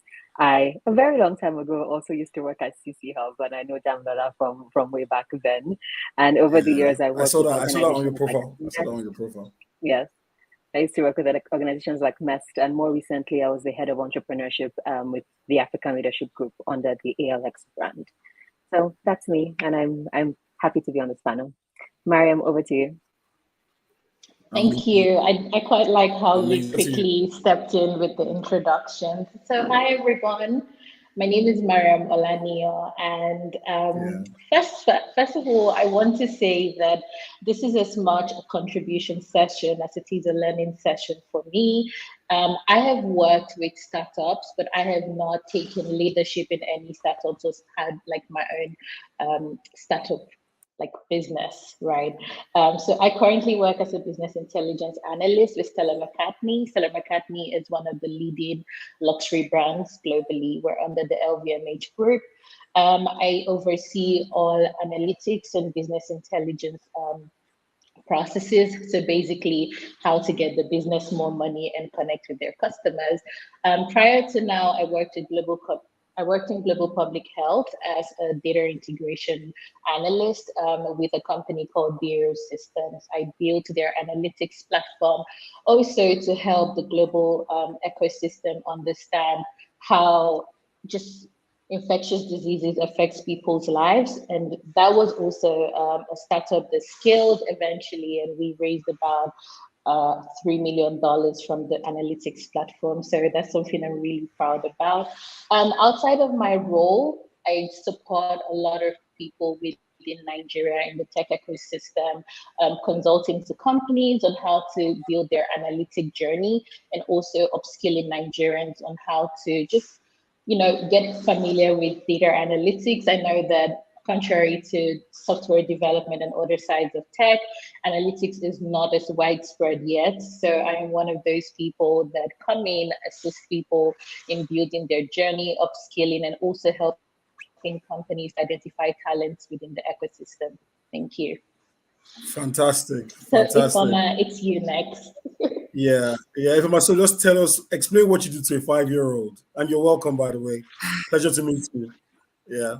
Explain what you do to a 5-year-old. I tell computers what to do, basically. Okay. I now tell tell it to the adults. Tell it to the adults. Let's get the more technical. I am a software engineer, and I'm a software engineer, and I'm also a developer community manager. In my capacity as a software engineer and a developer community manager, what I do away from coding or programming, something I do because it's something I'm really invested in is trying to bring more women into technology, into software development, to be specific. And so in that capacity, I have mentored women. I've worked with organizations such as Chico Africa, and I've mentored women, teenage girls. And in my capacity as a developer community, I work with a community which is focused on women who are looking to get into software engineering. And so I also organize boot camps strictly for women, and teaching women and organizing events and conferences for these women who are interested in learning more, getting them to be able to bringing them in contact with women who are already experienced, with years of experience in this profession, and have in these conferences and meetups, these women speak to beginners or entry-level software engineers or mid-level software engineers like myself, and get to inspire them, also share career tips on how they can grow. So yes, aside being a software engineer, this is something else I also do. Okay, great. Ifeoma, lovely. I love the female empowerment side, especially from the tech side. So first of all, you all are all successful ladies doing amazing stuff, right? So I want to ask very briefly, right? I'm starting from Dami. What would you describe as your superpower or your work ethic that has helped you over the years in achieving what you've achieved in your journey? What's that thing about your work ethic, about your superpower that has helped you get to where you are right now? Very briefly, Dami, let's start from you. I need to think about it. But I'm very, in terms of like my superpower and work ethic, I think it's two things. One, I whenever I'm leading a team, I like to feel like I know bits of everything that needs to take place. Of course, I'll delegate, but everyone that has worked with me knows that if I need to jump on something, right, I'm able to. And it really helps because then, you know, your team know that you can lead them, and they know that if they mess up, nobody's going to wait for them to finish messing up and then come back. That has really helped me. It helps also with how we respect each other on the team, knowing that, you know, I know bits and pieces of different parts on the team. The other bit is that I'm very good at operations and, you know, just managing stuff and understanding. It's basically because I've done a lot of programs. So it's knowing when, and also maybe my programming background, it's just knowing how things are meant to flow and the logic behind all of it to make sure we're successful at the end of it. So I think those are two things, but this is just off the top of my head. Okay, so being very organized, very operations driven, and also being able to hold people accountable because you know about the different aspects of what they're doing. Fantastic. Exactly. Thank right. you. You summarized it well. Yeah. Tolu, please go ahead. Your superpower, your work ethic. So far, so good. I'm going to cheat like Dami and say 2 things. It might end up being like 5 things, but just allow me. The first one is I have this insane confidence in myself that I can figure out anything out. And I think that comes from learning how to learn. It means that if I'm thrown into any situation, at worst, I can figure out the base of it and how to build from there. And that's really good. Second thing is I am low-key lazy, so I never want to do the same thing more than once. So I document like crazy. I'm amazing at documentation and just like communicating all those things so that I never have to repeat the same process from scratch ever again. So those 2 things, knowing how to learn almost anything and being really good at documentation will be part of my superpowers. Okay, great. Lovely. So documentation, I just picked that one up recently. So SOPs, standard operational procedures. Very good. Okay, if I'm let's hear from you. What's your superpower, your work ethic? My work ethic has to be consistency. I think to keep it simple, just that one. So it's just me being consistent. So in that capacity, whatever team I get to work with or the people I always get to work with, they are always assured that whatever it is, I'm going to show up. And if I say that this is what I'm going to get done, or if they already know what it is I'm going to get done. So it's consistency for where I'm now. Fantastic. Consistency. Okay. All right, please. Mariam, please go ahead. Okay, I would say also 2 things. I think the first one is my ability to actually listen and identify the problem. I think we talk a lot about problem solving, but for you to solve a problem, you have to be able to listen and understand pain points. So I really have to say that it's my superpower. It has gotten me to where I am today. A lot of companies, a lot of individuals have been able to communicate, even sometimes not clearly to me what their pain point is, but I've been able to really understand them and listen to them. I think the other thing as well is honesty. Being honest also to it's being honest to people and being honest to myself. So whilst I understand that I have the skills, I have the resources to achieve a task, I'm usually honest with myself on how long it would take, what process I need to do, what expected outcome the request or whoever the person I'm communicating with will get. That way, they more than often are interested in what I'm able to do and they're impressed as opposed to me saying, oh, I can do so many things and then I give them an underwhelming solution. So I think honesty and my listening skills has helped me through my career. Yeah. Very powerful. You know, listening is a lot of people think talking is the only form of communication. Listening is also communicating as well, right? Very, very important. Okay, great. So now let's go. Kelechi, what's your own superpower first? You can't just tell us. Okay, what was your superpower? Yeah, I think my superpower is I'm very organized. I'm very organized. I compartmentalize things right into different areas and just get them done. Then I think I can also have very difficult the conversations that everybody's trying to avoid. I can have those conversations, especially in terms of negotiations, in terms of disagreements. I can basically say this is not going to be sweet, but we have to get it. I'm very organized, and I can have tough, heated conversations very calmly, and we can, reach a resolution. All right. So switching it back to you guys now. But thanks for asking me, Sha. I appreciate that. Okay, so in very diverse environments, some of you work in tech, in data analytics, in with entrepreneurs. How has your work impacted diverse communities? Like, how has your work impacted diverse communities? Diverse could be women, low income, high income, entrepreneurs. What the work you've done and how it has impacted diverse communities. So I will start with Dami. Yeah, let me start with you, Dami, on this one. So tell us, the world is listening. So this is quite interesting. Yeah. I think because of the path that I've chosen, and the path that I'm on, this is core to what I do, right? So in the past, I've done things focused on students, bringing students into tech, launched incubation centers at universities. I've run, programs focused on women in business, not just women in tech, and that was personal to me because I felt, and data suggests that a lot of women are in business, but just not a lot in tech, and there are multiple reasons from that, from culture to just what we were told to study to like multiple things. So this particular program actually spoke to, if you're a woman in business, come, let's tell you how you can leverage technology for scale.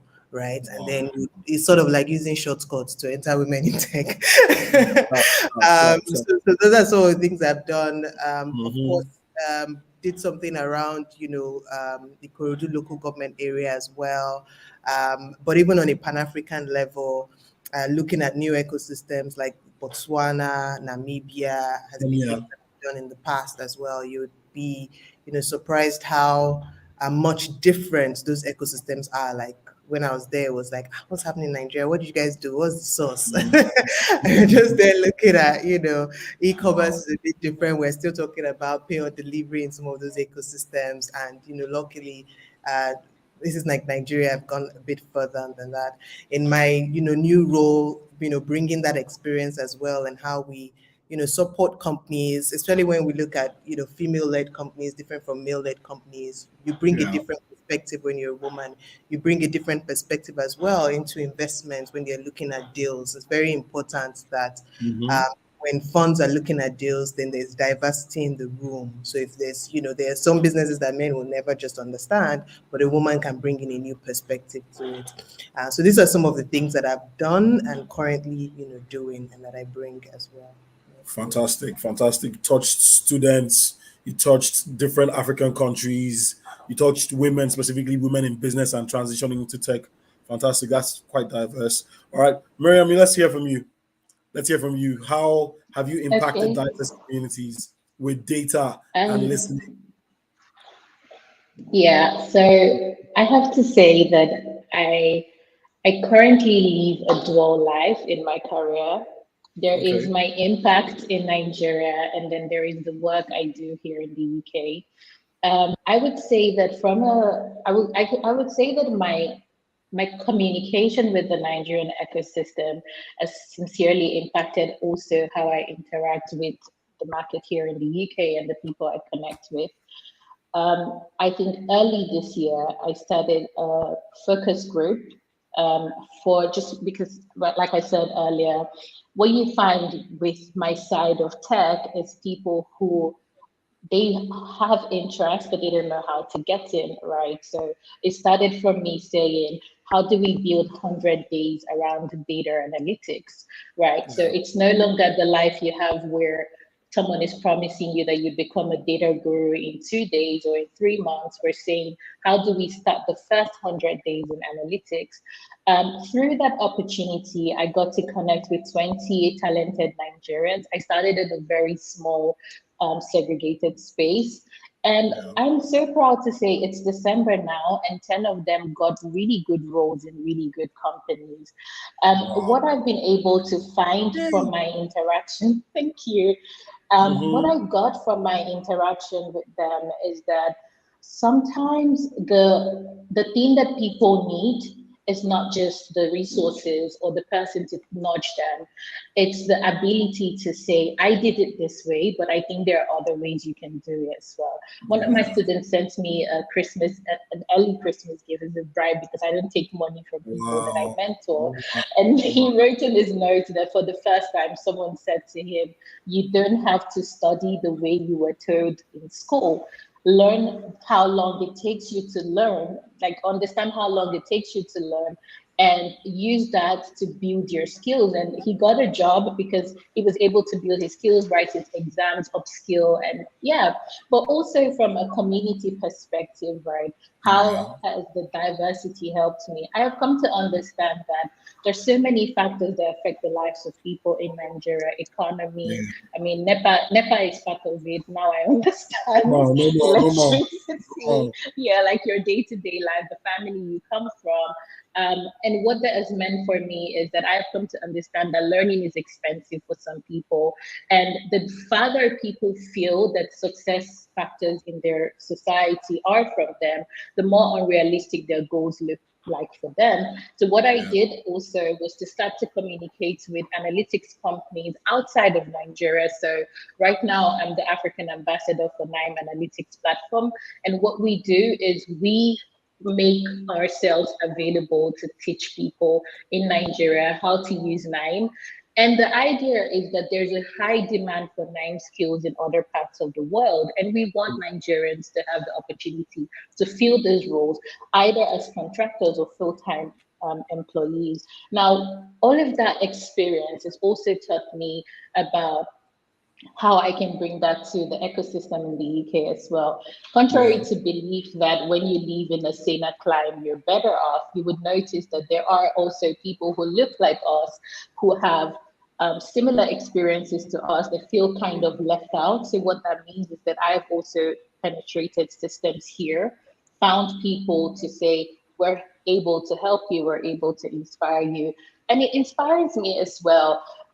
As much as I enjoy empowering women, I must say that for me, empowering people and understanding where they are in their lives and how I can help them get to where they want to be is just a superpower. It's just something I really enjoy. Beautiful, Mariam. That's really amazing, especially what you said that people can like learn in their own way, right? There's no just like conventional method of learning, right? That's really deep. I'm going to take that home with me. Yeah, fantastic.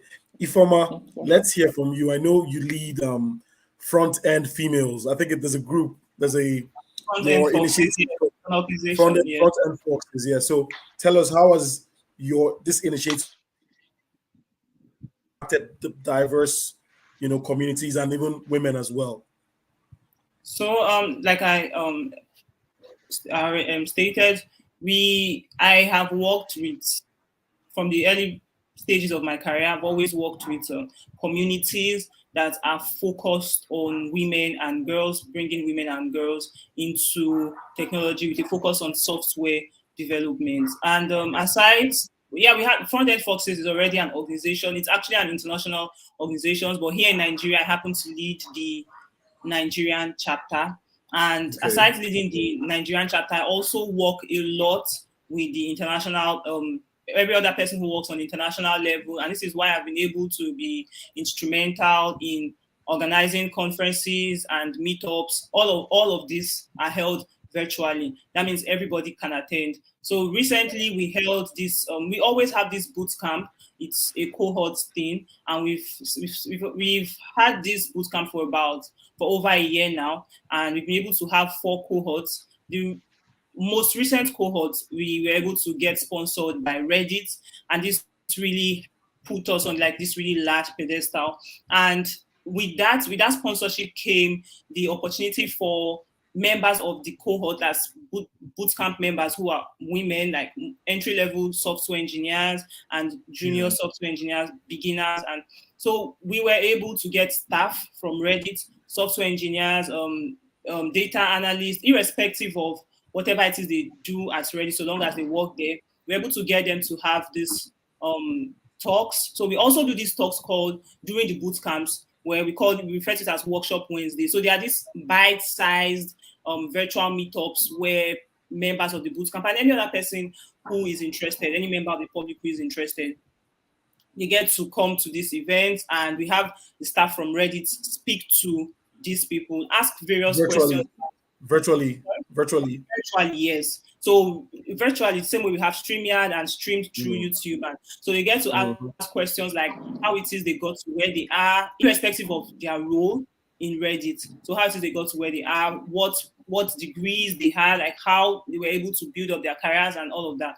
So that's, and aside from working with front-end forces, I also I have served as a mentor with She Code Africa, and I think every woman in technology would at least get to be familiar with the name She Code Africa. Like, so She Code Africa is this community. It's works with every it's targeted at bringing more women into software development too in Africa, irrespective of your country. The main focus is Africa, and with them I've been able to also serve as a mentor, teaching young women, and also serve as a mentor to teenage girls. So in this capacity, working aside what I do in my job, I think these are the kind of things I've been able to do. Yes. Yeah. Of course, I'm willing to work on more platforms and always looking for more platforms which I can contribute. But on this, yes. So this is what Fantastic, man. Amazing stuff you ladies are doing, man. Okay, Tolu, over to you. I've been seeing your smile, getting ready to, serve us. So please serve us some intellectual. I'm always smiling. It's encouragement for everybody. But yes, in my case, I actually smile a lot as well. Go ahead. I like smiles. Nice. Go ahead. In my case, let me see. I'll frame similar to how Damala framed hers. A lot of my career has been driven by this obsession with bridging the gap between what schools teach and what the world needs. And so that's the area of impact that I've circled around a lot. And the category of people I've identified that I want to impact as at now is young professionals, especially fresh graduates from university, and women as well. The women part, aside the fact that I'm a woman, is because growing up, I didn't see enough examples of people doing things that I wanted to do. And I wanted to be able to collect those stories. Now there's a lot more people doing that, and I'm really happy about it. So pretty early in my career, I started this thing called Co-Found Her, where I just told stories of women entrepreneurs doing really cool stuff. And the aim was to show examples of people doing things that they wanted to and being successful at it, especially as entrepreneurs. And then he also guided the career that I've had with whether it's CC Hub or MEST or ALX, where I want people to have options. I want them to see that whatever they think they can do, as long as it is good and decent, they can actually do that, whatever the career path is. So I end up looking for ways to show people that they have more potential and more options than they think they do, and guiding them through how to get to that point, whether it's showing them examples of it, connecting them to learning programs that improve their skills in it, or investing in them to show that, you can get that contribution to take it a step further. So all that to say is I love women empowerment. I love education and getting young professionals to see what they can do in life and connecting them to jobs. That's important for me as well. And all of this ultimately builds towards some level of economic prosperity and giving them the foundation they need to succeed in life as a whole. So that's my own contribution to diverse communities in a nutshell. Lovely. Just before we go to the next round of questions, I just want to chip in something, right? So there's something we do at Nigenius. We provide schools with like STEM tutors, coding and robotics, right? So there's this program that we run with a partner in Yaba, and we train girls from different schools, government schools, in coding 5 days a week, right? So every time when I get the pictures, the reports, I just look at all these girls pressing their computers, right, on their laptops. And I'm like, somewhere among these girls here, right, we're giving somebody an opportunity who's going to become like a data analyst or a tech founder or a business leader in the future, right? Some of them might take different paths, might become doctors, lawyers, but once somebody is right there is fascinated by the technology and the code and is going to like take off from there. And for me, that's a beautiful thing. And you guys are all doing similar things in your spheres, right? Big ups. Okay, so I want to start from Miriam at this time. Then we're now taking it in a different direction. What initiatives or programs is your current company now, your organization? Can you share with us what you guys are doing right now to empower female entrepreneurs, diverse communities, and entrepreneurs as well in general? What programs is your company carrying out right now, or are you involved with that is empowering entrepreneurs, young people, diverse people, and also female entrepreneurs as well? Share with us, please, Mariam. Yeah. Okay, so if you know Stella, or if anyone will like to research Stella McCartney after this call, she's all about women. We have almost 70% women workforce here. She 70%. also has a, yeah, actually, because I mean, Powerful. although yeah, we do.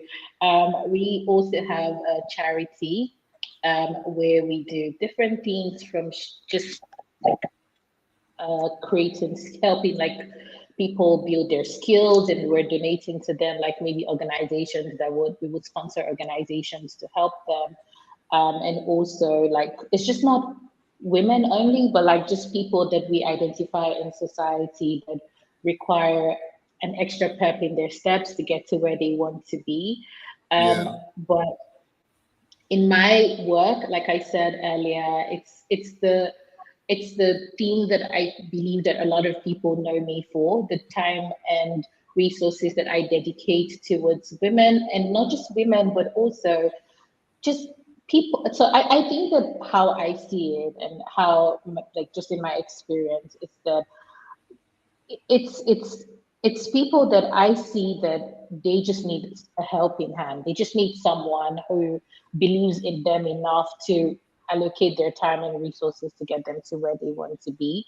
And so it's in that pursuit, I have also been able to continuously advocate for such people with, so quote unquote, the big companies or the big spaces. There's still a lot to be done. I'm not here to praise myself. I'm just talking more around, yeah, I'm just talking more around the effort that is going into that. So I can share the journey that it took to get Nine Analytics to sponsor and also set up our community in Nigeria. Prior to me becoming their ambassador, they have communities all over Europe, but there's not a lot of concentration or effort around Nigeria.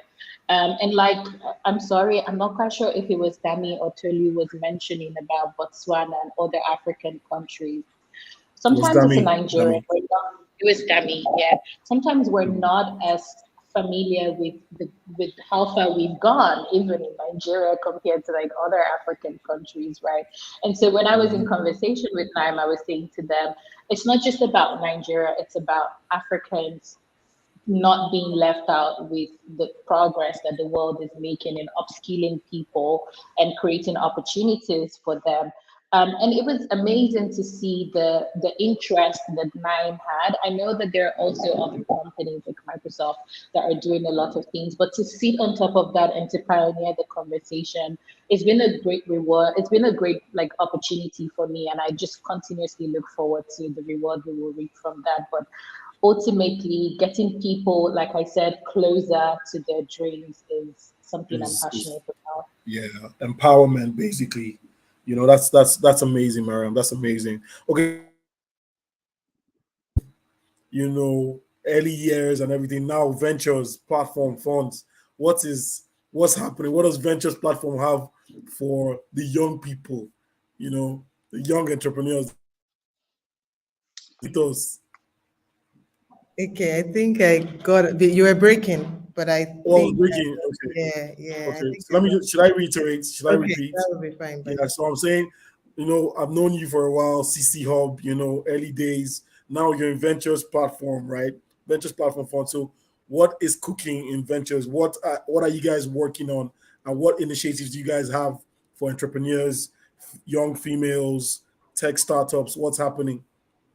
Yeah, so I mean, like, this is slightly different. Yeah, it's a VC fund, so it's It's a not. VC fund. Yeah, so I know that a couple of people know how ventures platform used to operate before, but a lot of Yeah. those things are separate from the fund, and so you have the park and the foundation that does a number of the programs. So this is Okay. like a typical VC fund, and Okay. just like something that I mentioned before, it's just ensuring that there's always diversity in the room when making investment decisions, and also when viewing the pipeline.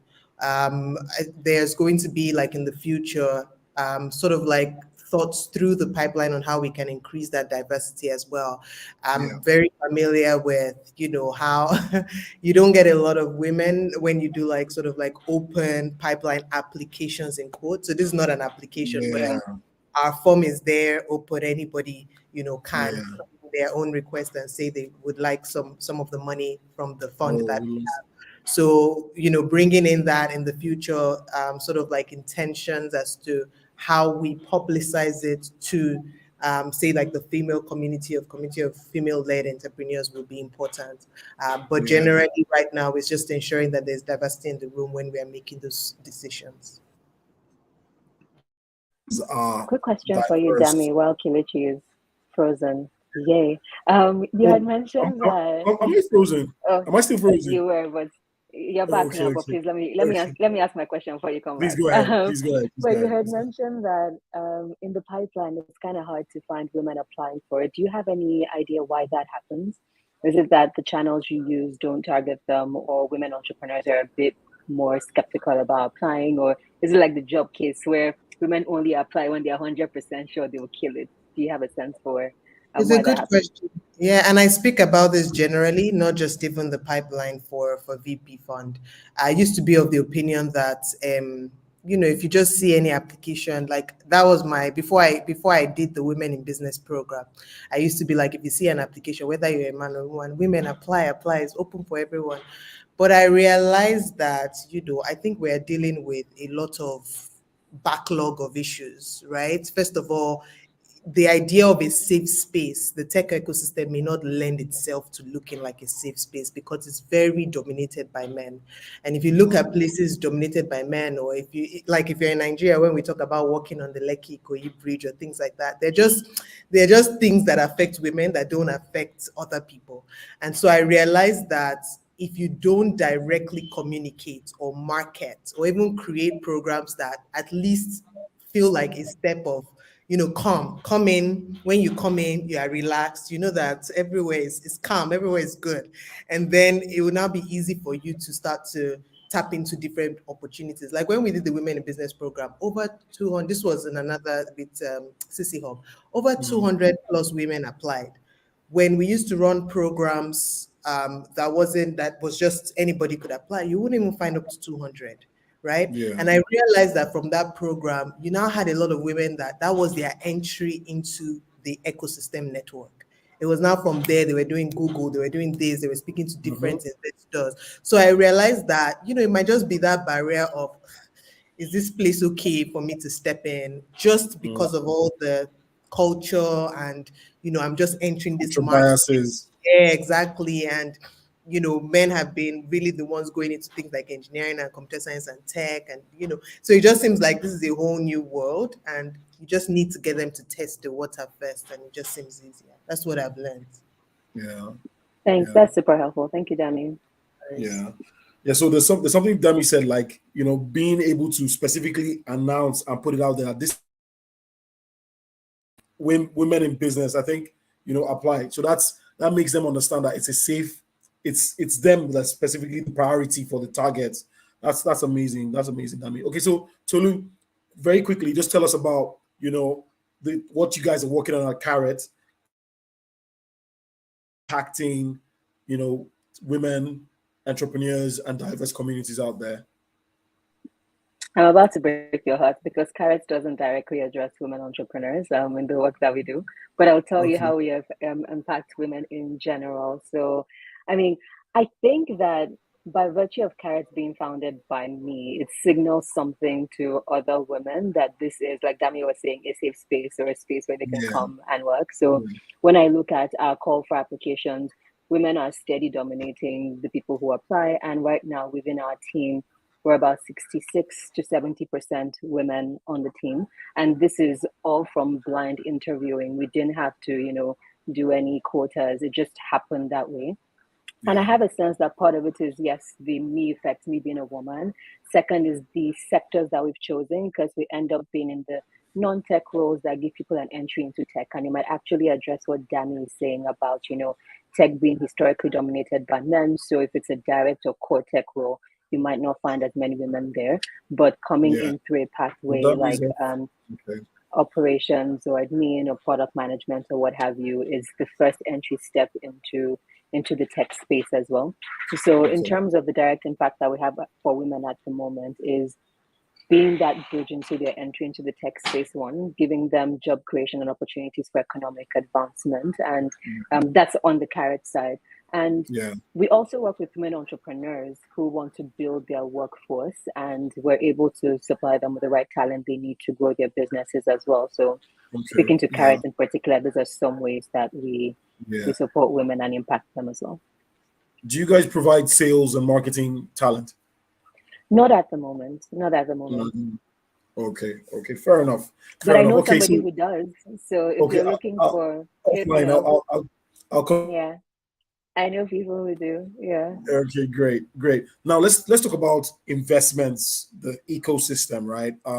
And this is targeted at you, Dami, and Tolu, right? Now, what at Dami from a VC point of view, what advice do you give young startup entrepreneurs looking to raise funds? Like, what do you advise them to prepare? What are you looking to see? And what are the kind of people you're looking to work with? Kind of startups you're looking to work with. What advice would you give them before they plan to approach? And when they finally approach, what are you looking to see? Okay. So before they approach, my advice would be look at the different investors and their thesis. So their thesis really is, what would they typically invest in? Why do they do the investment? Like, what are they after? Like in our own case, it's market creates innovations, things that open new markets, whether it be in the low income, middle side, but just untapped markets. So solutions that open up those kinds of spaces or bring people in, so are more inclusive, right? And we have specific sectors. So you would go to some investors that are, just fintech. If you're not fintech and you're applying there, it's a waste of time. Some people also even go as deep as they're not pre-seed or seed. So if you've not gone far in your traction, like you're not supposed to go and meet them. Sometimes this might not be clear, so you might need to ask questions. Like in our own case, we can do pre-seed, we can do seed, we can do a bit of Series A. But there are other people that do more of Series A, but don't do as much as exactly. Just by like in their operations, that's how it's been sort of divided. So there's nothing you can really do to even change that. So I think that's the first thing. Then, of course, depending on where you are, right? And I'm now going to speak about it from the current situation, economic situation that we're in, both in Nigeria and globally, right? It will be good to, except your business really requires capital to start, it will be good to have at least shown some kind of traction, right? The best, to be honest, like someone was, I think it was E that was even saying it, that they are founders that investors go and meet. they don't apply. It's like they see the traction and they're like, yeah, you've done so much without anything. We want to discover you, right? Because if you think about how investment works, is that they're putting in other people's money and they need to give returns. So they need to be very good at selecting the best founders, the best solutions. And sometimes the best way to do that is to see that this person has gotten some traction. But that being said, we've invested in companies that are even still figuring out product market fit. And in those companies, it's usually that the founders are like, they show that they have passion for what they're building, and they show that they're the best people to solve that problem. I always like to tell founders that sometimes you end up pitching and all you've done is tell the investor that, this is a really good market. And they will then go and look for the founder that can really attack that market. You just picture for them. So when you are pitching and it's a new market, you need to also pitch that you are the best person to tackle this solution, right? This is very deep, very deep, very deep. When you then come to the investor, if you already have numbers, those numbers have to be clear. If you don't have enough numbers, you have to show, like I said, that you're the best person that fits it and that you have an idea of how those numbers will make sense. It like I explained before, investment is numbers. It's sometimes numbers exactly. If you think about it for yourself, like I like to ask people to switch, swap places. If I give you Kelechi money and I'm expecting the money back, if I now start to call Kelechi in like 5 months, Kelechi, where's my money and where's the interest? Kelechi does not answer me.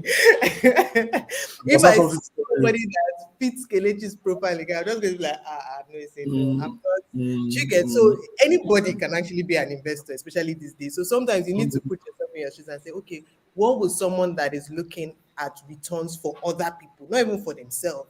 If it's for myself, maybe I can even say, my luck. But for other people, what would they be looking at? Your numbers must make sense, whether they're already there or this is how you're going to make it there. Your numbers, if you're very, very if you're very, very early stage, how will you make those numbers? Don't just say you're going to acquire 10,000 users and this is the math. Okay, what's your path to acquiring 10,000 users? I've met a female founder in Kenya. The way she broke it down, like everybody in the room was just like, there's like, we really need to get this founder on board.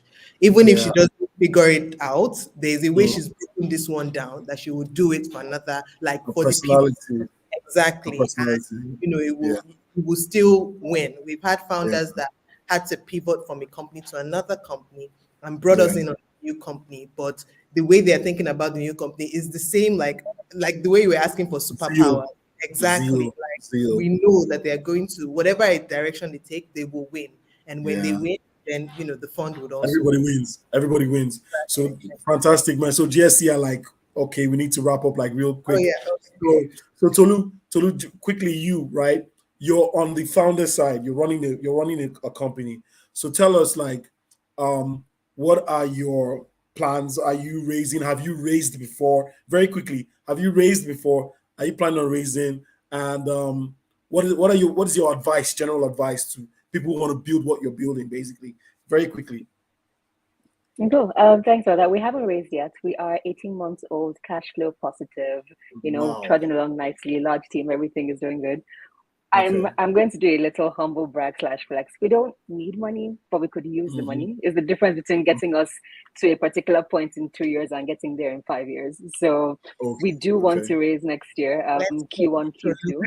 And what did you say? And then let's talk. We like people that are not looking for money, but they are doing stuff. All right. Yeah, we do want to raise next year. We actually have quite a bit of commitment on that front. So I've had a number of people similar to Damilola saying, when you're ready, let us know. So we've been hitting them up. How much do you want to drop? And they're mentioning some nice monies that I'm like, to me, you want to give me that money? No, actually, not me, carrots. We'll take it. We'll use it well. So we haven't raised yet, but we're cash flow positive. And then the advice I have is this: have the bargaining chips as well, right? Somebody has jokingly told me, if you're looking for money, ask for advice. If you're looking for advice, you will get money instead, and that kind of thing. So basically, go in having done something, show that you have put skin in the game and you have traction. It doesn't matter how big your idea is going to be. Just think of the barest minimum of it that can show that you're the right person to do this, and show that you've gotten traction and not vanity metrics from actual people who would use the product. And then put it out there, put your work out there so people will know. You don't know who's watching and who will see what you have there. So basically, you have your own thesis as well. I was literally having traction. I was literally having goosebumps as you were speaking. Like, you hit the nail on the head. Fantastic. Right. It's been an amazing session. It's been an amazing session with all of you. Miriam, thank you so much. Tolu, thank you so much. Before left us, Dami, you're my personal person now. We need to connect on a regular. Right. I have just one question for Dami and Tolu. So Dami was saying that if investment is about numbers, okay. Sorry, so if I didn't know she was around. If you're around, pop in, please. Let's wrap up. 1 minute to wrap up, please, guys. Jesse, they need us to. So, Dami, Yeah. they were talking about investment is numbers. And I know that some of these companies will like need to do research and things like that. Where do you see us analysts helping with that journey? Because we're very good with numbers and helping companies build their data portfolio. Yeah. Okay. I think let me see if I can quickly answer this. I think first. I'm sorry for putting you on the spot. Yeah, I think like that's something we can definitely talk about. But from what you're saying, it could be thinking about where the market is and how they can make those numbers, right? Because there are a lot of experimentations that happen in the very early stage, and data can actually help with reducing the number of failures you have with those experimentations. And gathering that data at a very early stage is pretty difficult for a lot of founders. So that would be just off the top of my head where you could your skill set and of people like you could be very important. Okay, I will definitely connect with you guys. Completely agreeing with Damilola. Yeah. Let's connect, I was guys. going to, even earlier, I was going to be like, I'm going to do the Kelechi thing and connect with you on LinkedIn, Mariam, Please, because guys, let's data is connect. really important for us. We founders are spending so much time on the work that we're doing that knowing the numbers is so important. So yeah, Mariam, we'll connect. But yes, All right, Kelechi, ladies, please, thank you so much. It's been engaging. Ifeoma, pleasure to meet you, Mariam. Pleasure to meet you, Olu. All right, guys. It was so nice to chat with you all. Bye, everyone. Thank Bye, you. everyone. Bye, guys. Bye.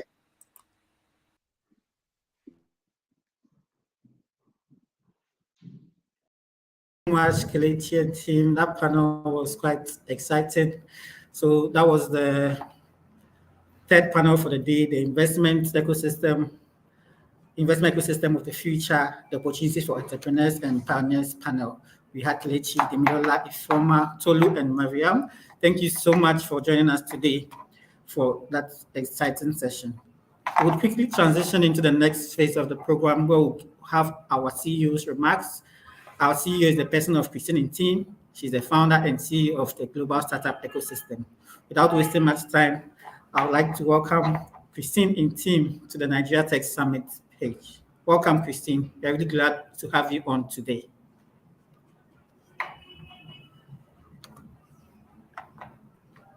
Thank you, Stan. Really appreciate it. And a warm welcome to everyone. Of course, we're coming at the final stretch of the program.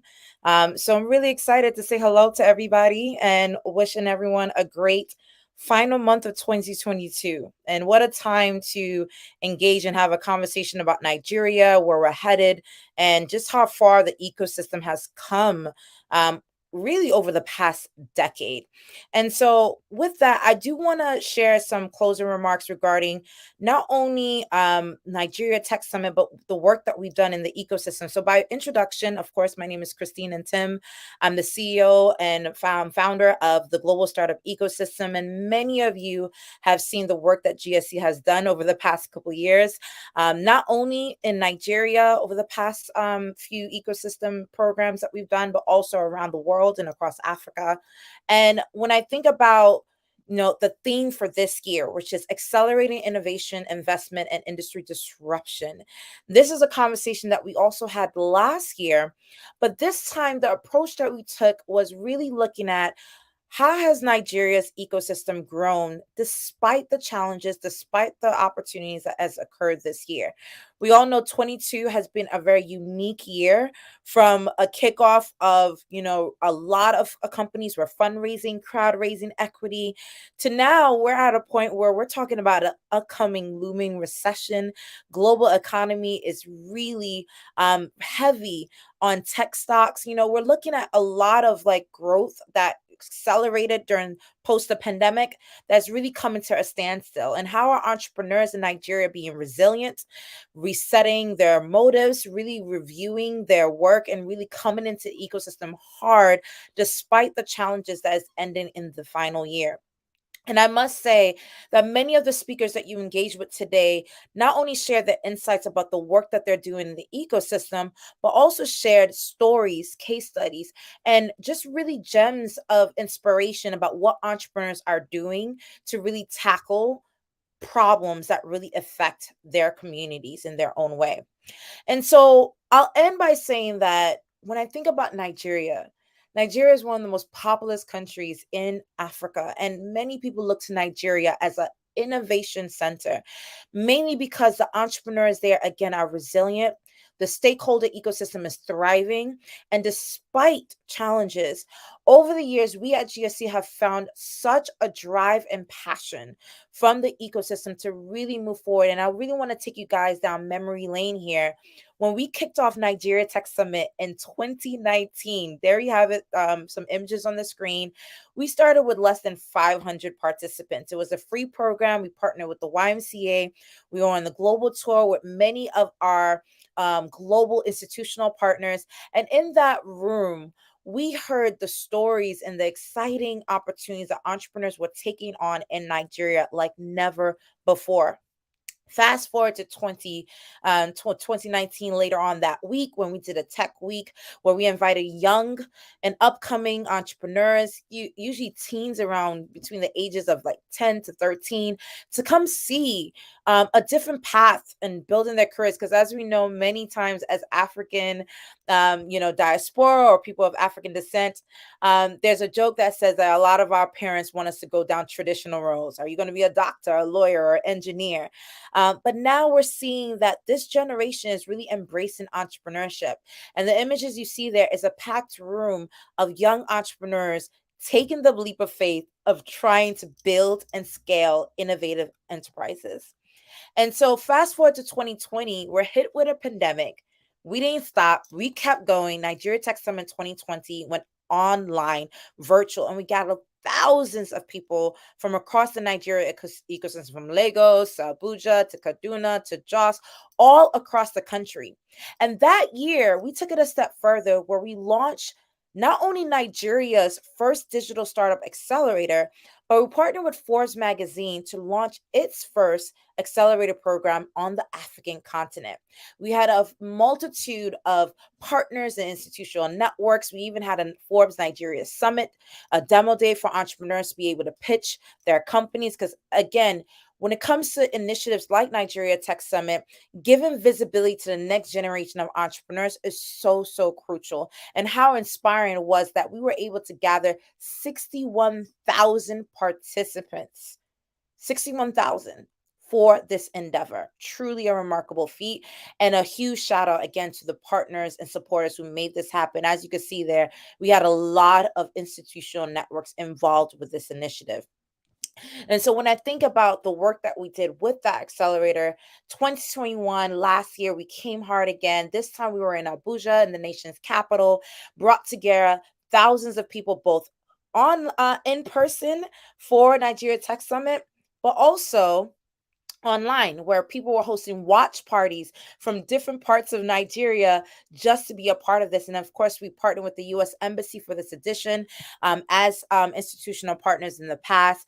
But the point is, if you look at the story and the journey of the work that we've done with Nigeria Tech Summit, we have truly grown, and we continue to keep the work there. And I'm really inspired by the speakers this year who are contributing to this legacy, who is contributing to this mission, and of course, contributing to Nigeria's tech ecosystem in ways that really show their passion and their credibility. Because the best time that I feel that entrepreneurs should kick off businesses is times like these, where we have these challenges, where we have uncertainty, when we have so much uptake to really go against in terms of the global economy. This is the time where you're going to hear the most powerful companies rise and really just overwhelm any odds against them during this time. So this is the time for Nigerian entrepreneurs. This is the time for ecosystem enablers to really push forward, supporting entrepreneurs of all different backgrounds and facets. And I'm truly, truly, truly amazed by the speaker lineup and the partners who made the 2022 fourth annual edition of Nigeria Tech Summit an amazing, astounding success. So with that, thank you so much. Thank you for joining me down memory lane and seeing the story and the journey that we have experienced with the Nigeria ecosystem. You already know we're going to see you back again in person, live, or everything in between next year. So we look forward to seeing you again and still pushing forward with this amazing hub of innovators, inspiring entrepreneurs, and influencers who believe in the power of tech and entrepreneurs to truly transform the world. Thank you so much, and back over to you, Stan. For that inspiring speech, taking us down memory lane for the Nigeria Tech Summit since its inception in 2019. We really want to thank everyone for joining us for this year's Nigeria Tech Summit. We'd like to say a big thank you to our amazing lineup of speakers who joined us for the 4th annual Nigeria Tech Summit, including Wedlin Chijoke Ibekwe, who is the Strategy and Reputation Advisor at Shell Companies Nigeria, Kausara Abdul Karim, the Country Human Resource Manager at Mantrack, Kingsley Udega, who is the Power Platform Developer at Sterling Bank, Aziz Olawale Arish Yusuf, who is the founder and chairman of Arish Group, Adaobi Oni Eboma, who is a Senior Associate in Digital Relations at CS, Demilola Teidi, who is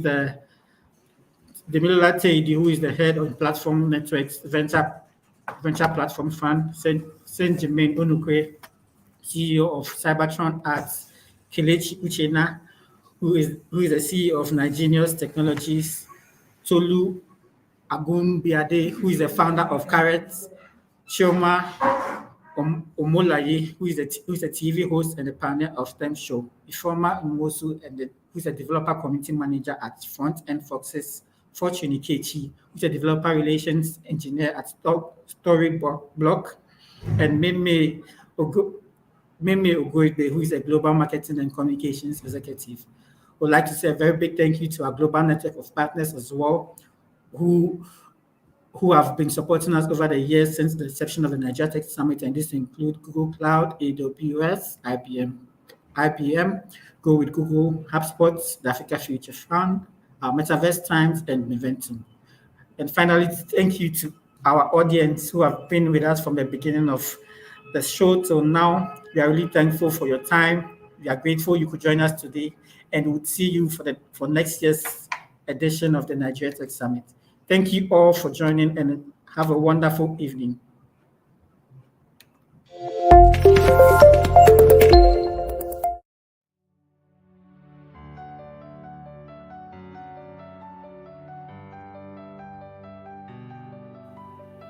I also want you to know that our commitment and support to such key populations within Nigeria was not hindered by the pandemic. Definitely, Nigeria and Africa is blessed abundantly with talent. And the reality is that there's so many young people with ideas and innovations in technology that don't have that platform or the opportunity to be able to scale or to be able to get, the resources that they need. And the reason why I'm so excited about this, because I think it's very important that we continue celebrate our entrepreneurs, because the path of entrepreneurship is a very difficult one. Yes, my entrepreneurs in the room. You must invest in personal development. You cannot outsource that to anyone else. You must be in charge of your personal development. Nigeria is viable in terms of its resources. Nigeria is more than viable in terms of its human assets, and that's why investments are also coming in. Our goal goes beyond simply adding these individuals to the workforce. We also want to have the highest ratio of female coders per capita in the next 5 years. So the governor is actively working with global providers, Equinor and maybe to Africa, to ensure that at least one lands in Akwa Ibom State itself. Work, and it's estimated that actually as a continent we're going to be probably raising 5 billion this year, which is fantastic. Do you have the necessary human capital with those industries sought after skill sets to attract outsourcing here, also attract foreign direct investment in Nigeria? The reason why I bring that up is because you don't have to go all in depth. You can pick simple tools that are out there. You don't have to reinvent the wheel. In the tech space, it's more about what you can do, not what you know. So everybody's asking for your portfolio. So you can't tell me I had 100. What's that? Okay, show me what you've done. I want to tell all of you that not everybody who's Nigerian cares about Nigeria. The people out there who are from other parts of the world who have significant interest and passion for the country. Most important, please let's keep this conversation going. Share how you're growing. Let us know what the next step is for you. Nigeria,